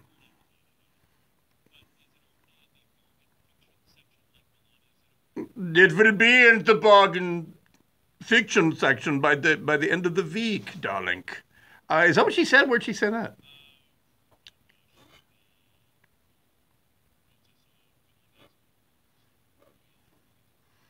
It will be in the bargain fiction. Ti ideš na pasao. That's my Serbo-Croat. And that was the wacky thing about a year in Bosnia. Everyone spoke German because they were all working. Well, the Germans spent a bit of time in the 40s there. You understand. A couple of years, and then a lot of the Bosnians had worked in Germany. So I learned my Serbo-Croat, but I mainly spoke German there. Fire and Fury, #1 bestseller, and of course Amazon. It's right here. I could buy it. So I don't know who said it was pulled from Amazon. I'm seeing it right here. Do you ever do the Amazon lockers? Yeah. Yep. What? Yeah, that's the way to go. Is the Amazon locker, because Amazon uses a couple pretty dodgy delivery services. One's called the United States Postal Service. And if you do a Sunday delivery, they're usually okay. They're on the job. And yeah, the big name ones, the FedExes, of course, they're usually great. But they use one low-end deliverer. Oh my God, truck. And I don't know who they hire, but I would always say, do not use Google Maps for this one. When I lived up in Little Tonga Canyon in the National Forest, it was impossible to miss the house. But they consistently couldn't get it. So that's when I started going to the lockers. They couldn't find it. It was the only huge Spanish ranch house in the middle of the Angeles National Forest with 4 dogs running around. They couldn't find it. And anyway, but yeah, Amazon Locker. Amazon Locker. That is the way to go. Love that thing. Yeah, and you get a little barcode. You just walk up to it, touch the screen, hold the phone, and one of the things pops up. People look at it like you're doing, telekinesis or something, like you're doing magic. Because you get out of the car purposefully, walk up to the machine, say, machine open, and hold up the barcode, and a door pops open. You shut the door. At delivery, you change delivery. Yeah, and it will. There are pretty huge items can go in there. Everything I've ordered has fit in the lockers, and there's one just up Hollywood Way at the 7-Eleven at Buena Vista. Yeah, it fits into a rifle case. But no, I love those Amazon lockers because you know what it depends on? Me, my ass being competent enough to know where it is.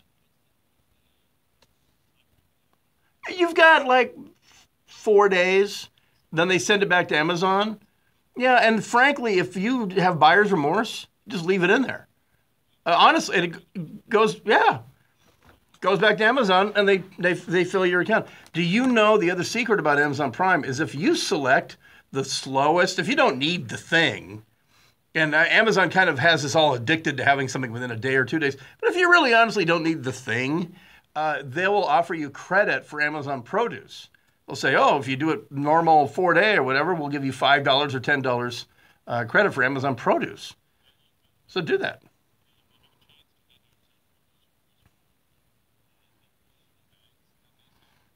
Oh, yeah.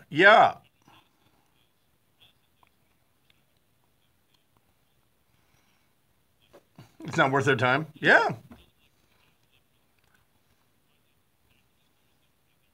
No, it's funny. People cry and whine about, it's the death of the brick and mortar. Well, you know what? You look around for buggy whip manufacturers, okay? They're not around either. This is a normal evolution. And this is entirely predictable with our ability to be connected to anybody from anywhere at any time. You knew that somebody was going to put a bunch of junk that you need in a warehouse and wait for you to use the interwebs to order it. All right, Aaron Bender, what is the dirtiest thing you've ever heard on MSNBC? Have you ever heard any MSNBC anchor describe autofellatio? Well, that happened this morning with Stephanie Ruhle. Anthony Scaramucci was on there defending Trump and denouncing Bannon, but he was being kind of nice about Bannon. Stephanie Ruhle is holding Scaramucci's feet to the fire about things Scaramucci said in the past. Remember what Scaramucci said about what Steve Bannon would do to himself if he could? Remember that? The Ron Jeremy? Well, Stephanie Ruhle brought that up in this little clip. Or should I tease it and we'll play it at the other end? All right. So I'll just say I don't want to spell out what he says, but this clip of Anthony Scaramucci on MSNBC this morning is brought to you by Johnson Outboard Motors. You got your sunrise, you caught a prize, you made me Johnson. Party nights, summer whites, you, your friends, and your Johnson. Reach the tails, water trails, you, your kids, and your Johnson. Saturday nights, distant lights, you, your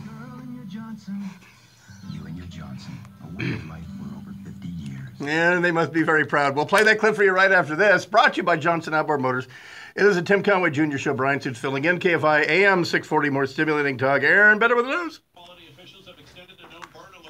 You've never heard that? No, it's very funny. We bleeped suck. Do we have to bleep penis?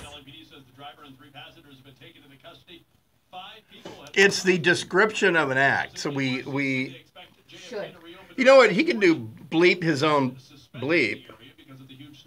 Yeah. And yeah. Okay. probably not penis, but maybe just bleep. So he bleep suck. I mean, so he did do that. Okay. I think it's fine. You and your Johnson. See what they did there.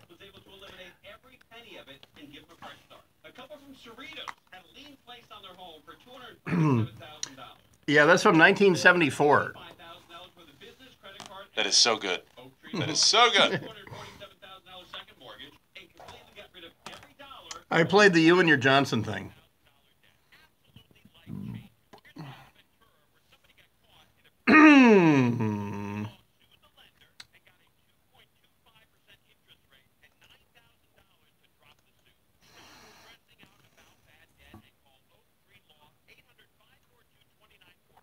The reason I retweeted that weather screenshot was because there's a KFI listener in Denver, and she is absolutely the last person that you would ever peg as a KFI listener.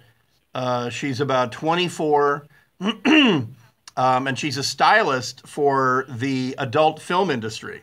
And the girl is just got covered in tats and piercings and all this. And her actual name is Jenny, and she has on her knuckles, on her fingers, she has 867-5309. And it's pretty funny. And she listens.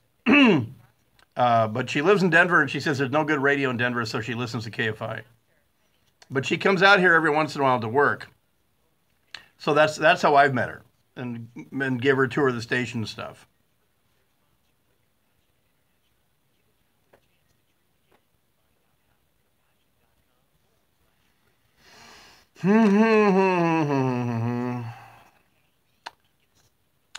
My battery is going to start sputtering, so I might have to end this stream. And you know what? I think we can go till 9. So I'll cut this off at 9, so we'll do one more break.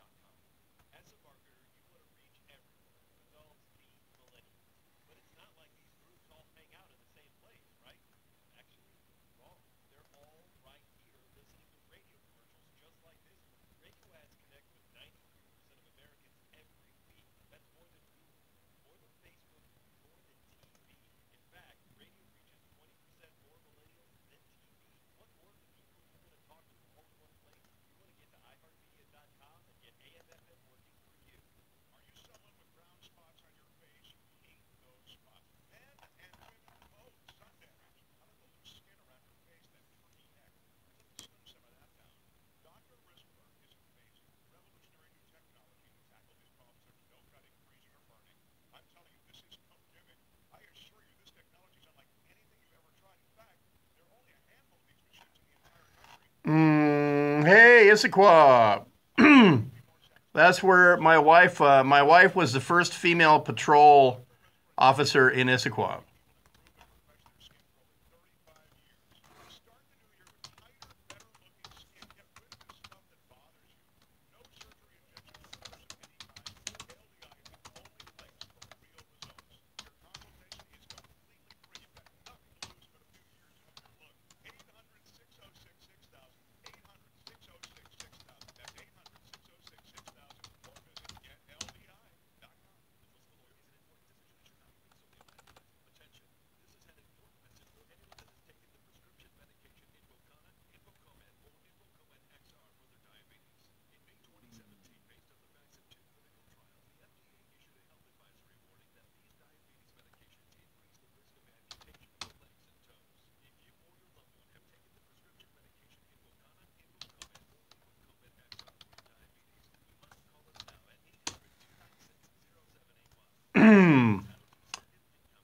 any of you play H1Z1 or Battlegrounds? No, my wife is not in the business anymore. I would not let her be Orange County, I mean LA County or LAPD. Not down here. Maybe Ventura. Ventura, when my wife was 8 months pregnant, she got rear-ended by an illegal alien. And LA County came to the hospital to take her statement, and they were trying to recruit her into LAPD. Ventura County, she was considering, and even Kern County, but I wouldn't let her be a cop down here. It's a different deal than Issaquah. Way, way different.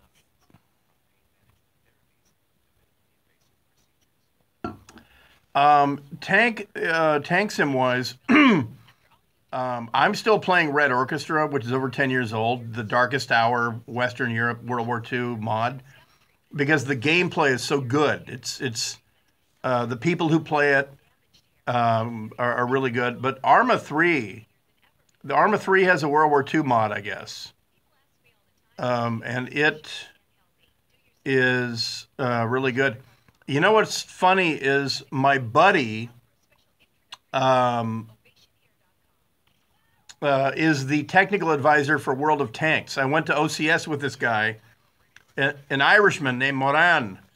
He came to the United States to become an armor officer, and he knows everything about American tanks, and he is the Chieftain. That's his name. If you go on YouTube and you look for World of Tanks, the Chieftain, Moran is the technical advisor for World of Tanks. He lives up in the Bay Area. He's got like the greatest job in the world. So he's a historian, and that's all he does is World of Tanks, and he gets tanks. He gets the tanks, technically correct. He also personally burnt down an M1 tank in Iraq. And I promised never to rat him out on how he did that, but he fucking did it.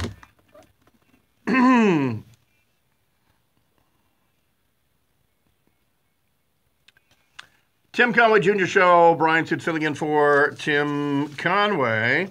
And we'll get back next hour to the flu outbreak. It is filling emergency rooms all around the SoCal, in fact, all around the country. This particularly virulent strain of influenza hitting all over the place this year. And in fact, I'll tell you I've got some folksy anecdotes about the Spanish flu outbreak in Los Angeles 100 years ago. I mean, really fascinating stories. Because if you're into zombie fiction or anything like that, or like worldwide pandemic fiction, things like that. The Will Smith remake of Andromeda or of Omega Man was I Am Legend or whatever. And so what really does government do when there's a pandemic? And what they did back in 1918, 1919 in Los Angeles, I don't know if you could do it today. I mean, it would be because the ACLU didn't exist in 1919. But anyway, so the Mooch, Anthony Scaramucci, the former communications director for the White House, in fact, a guy who gave us a new unit of time measurement. And that's why I said, like back in November, that there were only 4 full shopping Scaramucci's until Christmas. Now, I think we generally agreed that a Scaramucci is 11 days. So we're here in our first Scaramucci of 2018. So they had him on MSNBC this morning. In the morning, it's Velshi and Rule.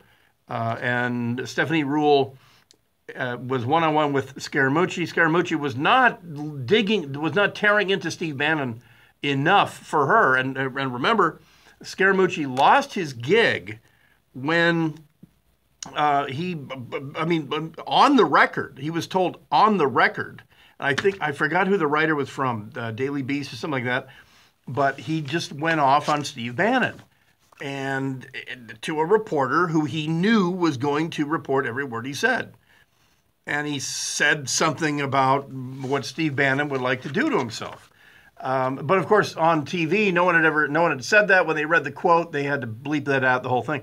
Apparently, the censor or the board op or whatever at MSNBC was still drunk on eggnog this morning, because this is how this came out on MSNBC this morning.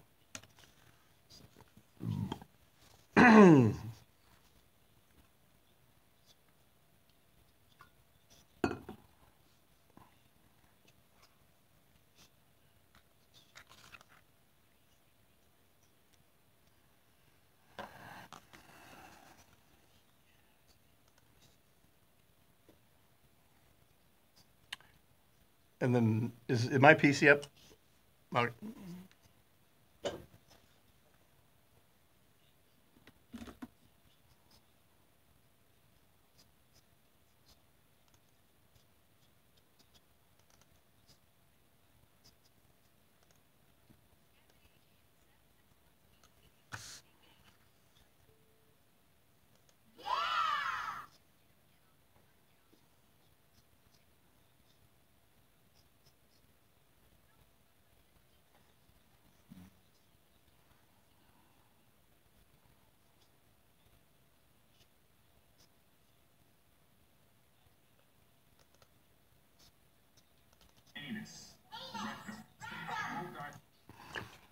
So there he goes. She used it in a sentence. It's funny because I don't know if they're scrambling in the control room or whatever. And also, I need to say shout out to Matt Money Smith for giving us a heads up on that, because he saw it this morning on MSNBC. And I usually, it's funny, I usually DVR. I have YouTube TV. I watch Morning Joe, the first half hour of Morning Joe. And this morning, Scarborough, of course, is just blood enemies with Trump. And he was going to launch into his monologue like a Bond villain about Trump. And he said President Bush's sons. And he said President Bush. And it was just a weird Freudian slip. But Matt Money Smith was watching MSNBC and caught that. And sure enough, we found it. And where did we find it on YouTube, or is MSNBC actually?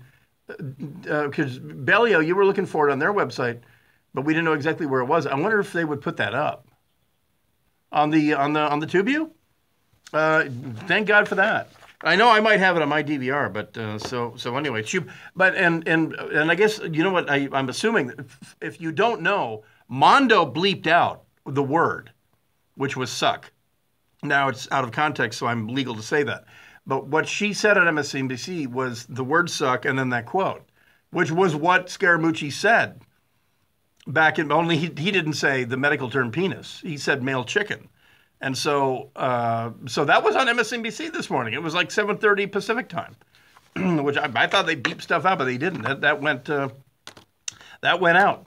All right, when we come back, we'll talk a little bit next hour with Dr. Ray Kasheri at St. Joseph's Hospital down in Orange about the ERs that are filling up with people with the flu. Maybe Tim Conway Jr. himself is in one of them. We don't know. But the flu is taking the country by storm way earlier than usual flu outbreaks, and lots of people. That and more coming up. It is the Tim Conway Jr. Show. Brian Suits filling in, KFI AM 640. More stimulating talk. Replay that at 9:30 so you can leave? Yeah, I guess. Let's do it that way. Is she a new anchor or something? Getting sick with it. Oh, yeah, he's going to be Saturday overnights in fill-in. Mary something Gaffney? Health officials say ER visits are up. Oh, is Chappé taking some time off or what? I know. The night he came back, was it Saturday? No, I was filling in for John and Ken on Friday, and that's when he came back.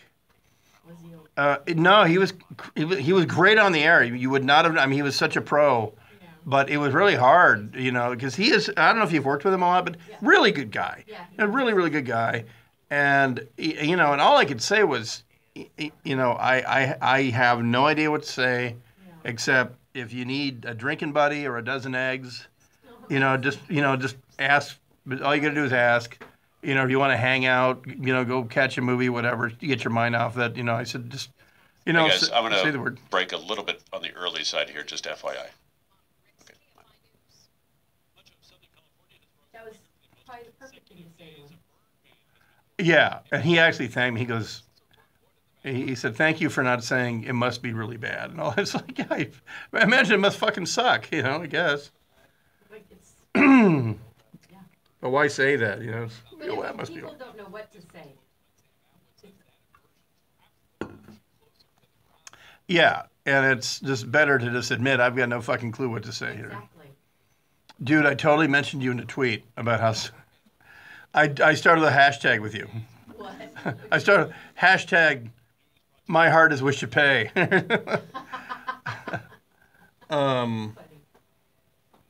But not funny. Yeah, no, it was a bad scene. I was surprised he came back, but maybe he just needs to get his mind. Well, and that's the other thing is like I'm sitting around, the house is empty, everywhere he looks, you know, he's thinking of his wife, and maybe get back to work is the way to go. Well, they said that like she was his world. Yeah, he always talked about her, and I thought she was doing better. well, like a week before she died, I heard that she was talking or something. So It sounded like she was out of the woods, and I don't know what the proximate cause of death was. Because, you know, I mean, spending a lot of time in the hospital, you know, 60,000 people die of infections in the fucking hospital. My wife went in last November, no, November of 2015. She had ketoacidosis. She wasn't dealing with her diabetes well enough. Yeah. So she went into the hospital with ketoacidosis. 2 weeks later, she had a extremely rare fungal infection, not virus, not bacteria, a fungal infection. It was, shit, what's it called? But the main deal was they didn't tell her for 2 weeks.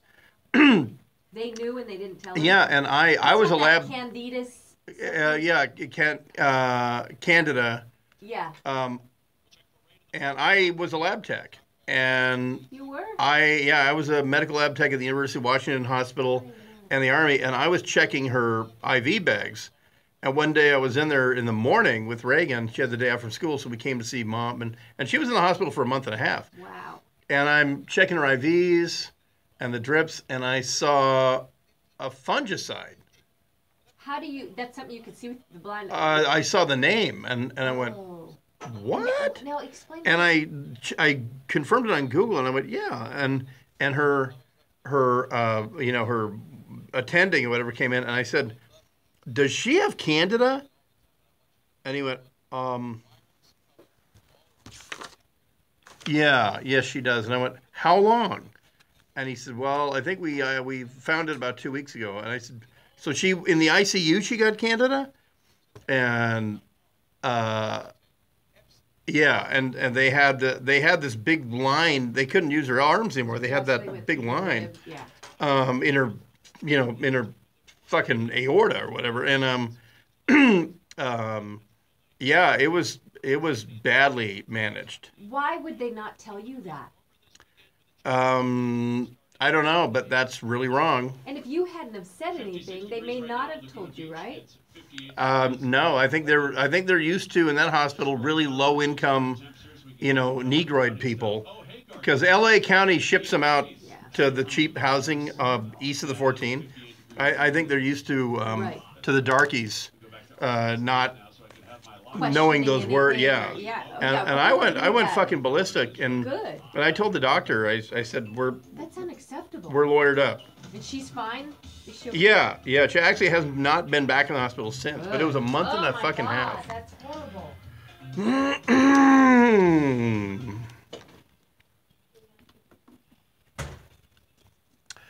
KFI AM 640, more stimulating talk. It is the Tim Conway Jr. Show. Brian Suit filling in for Tim. He's a little under the weather today, and we'll see how he is a little later on.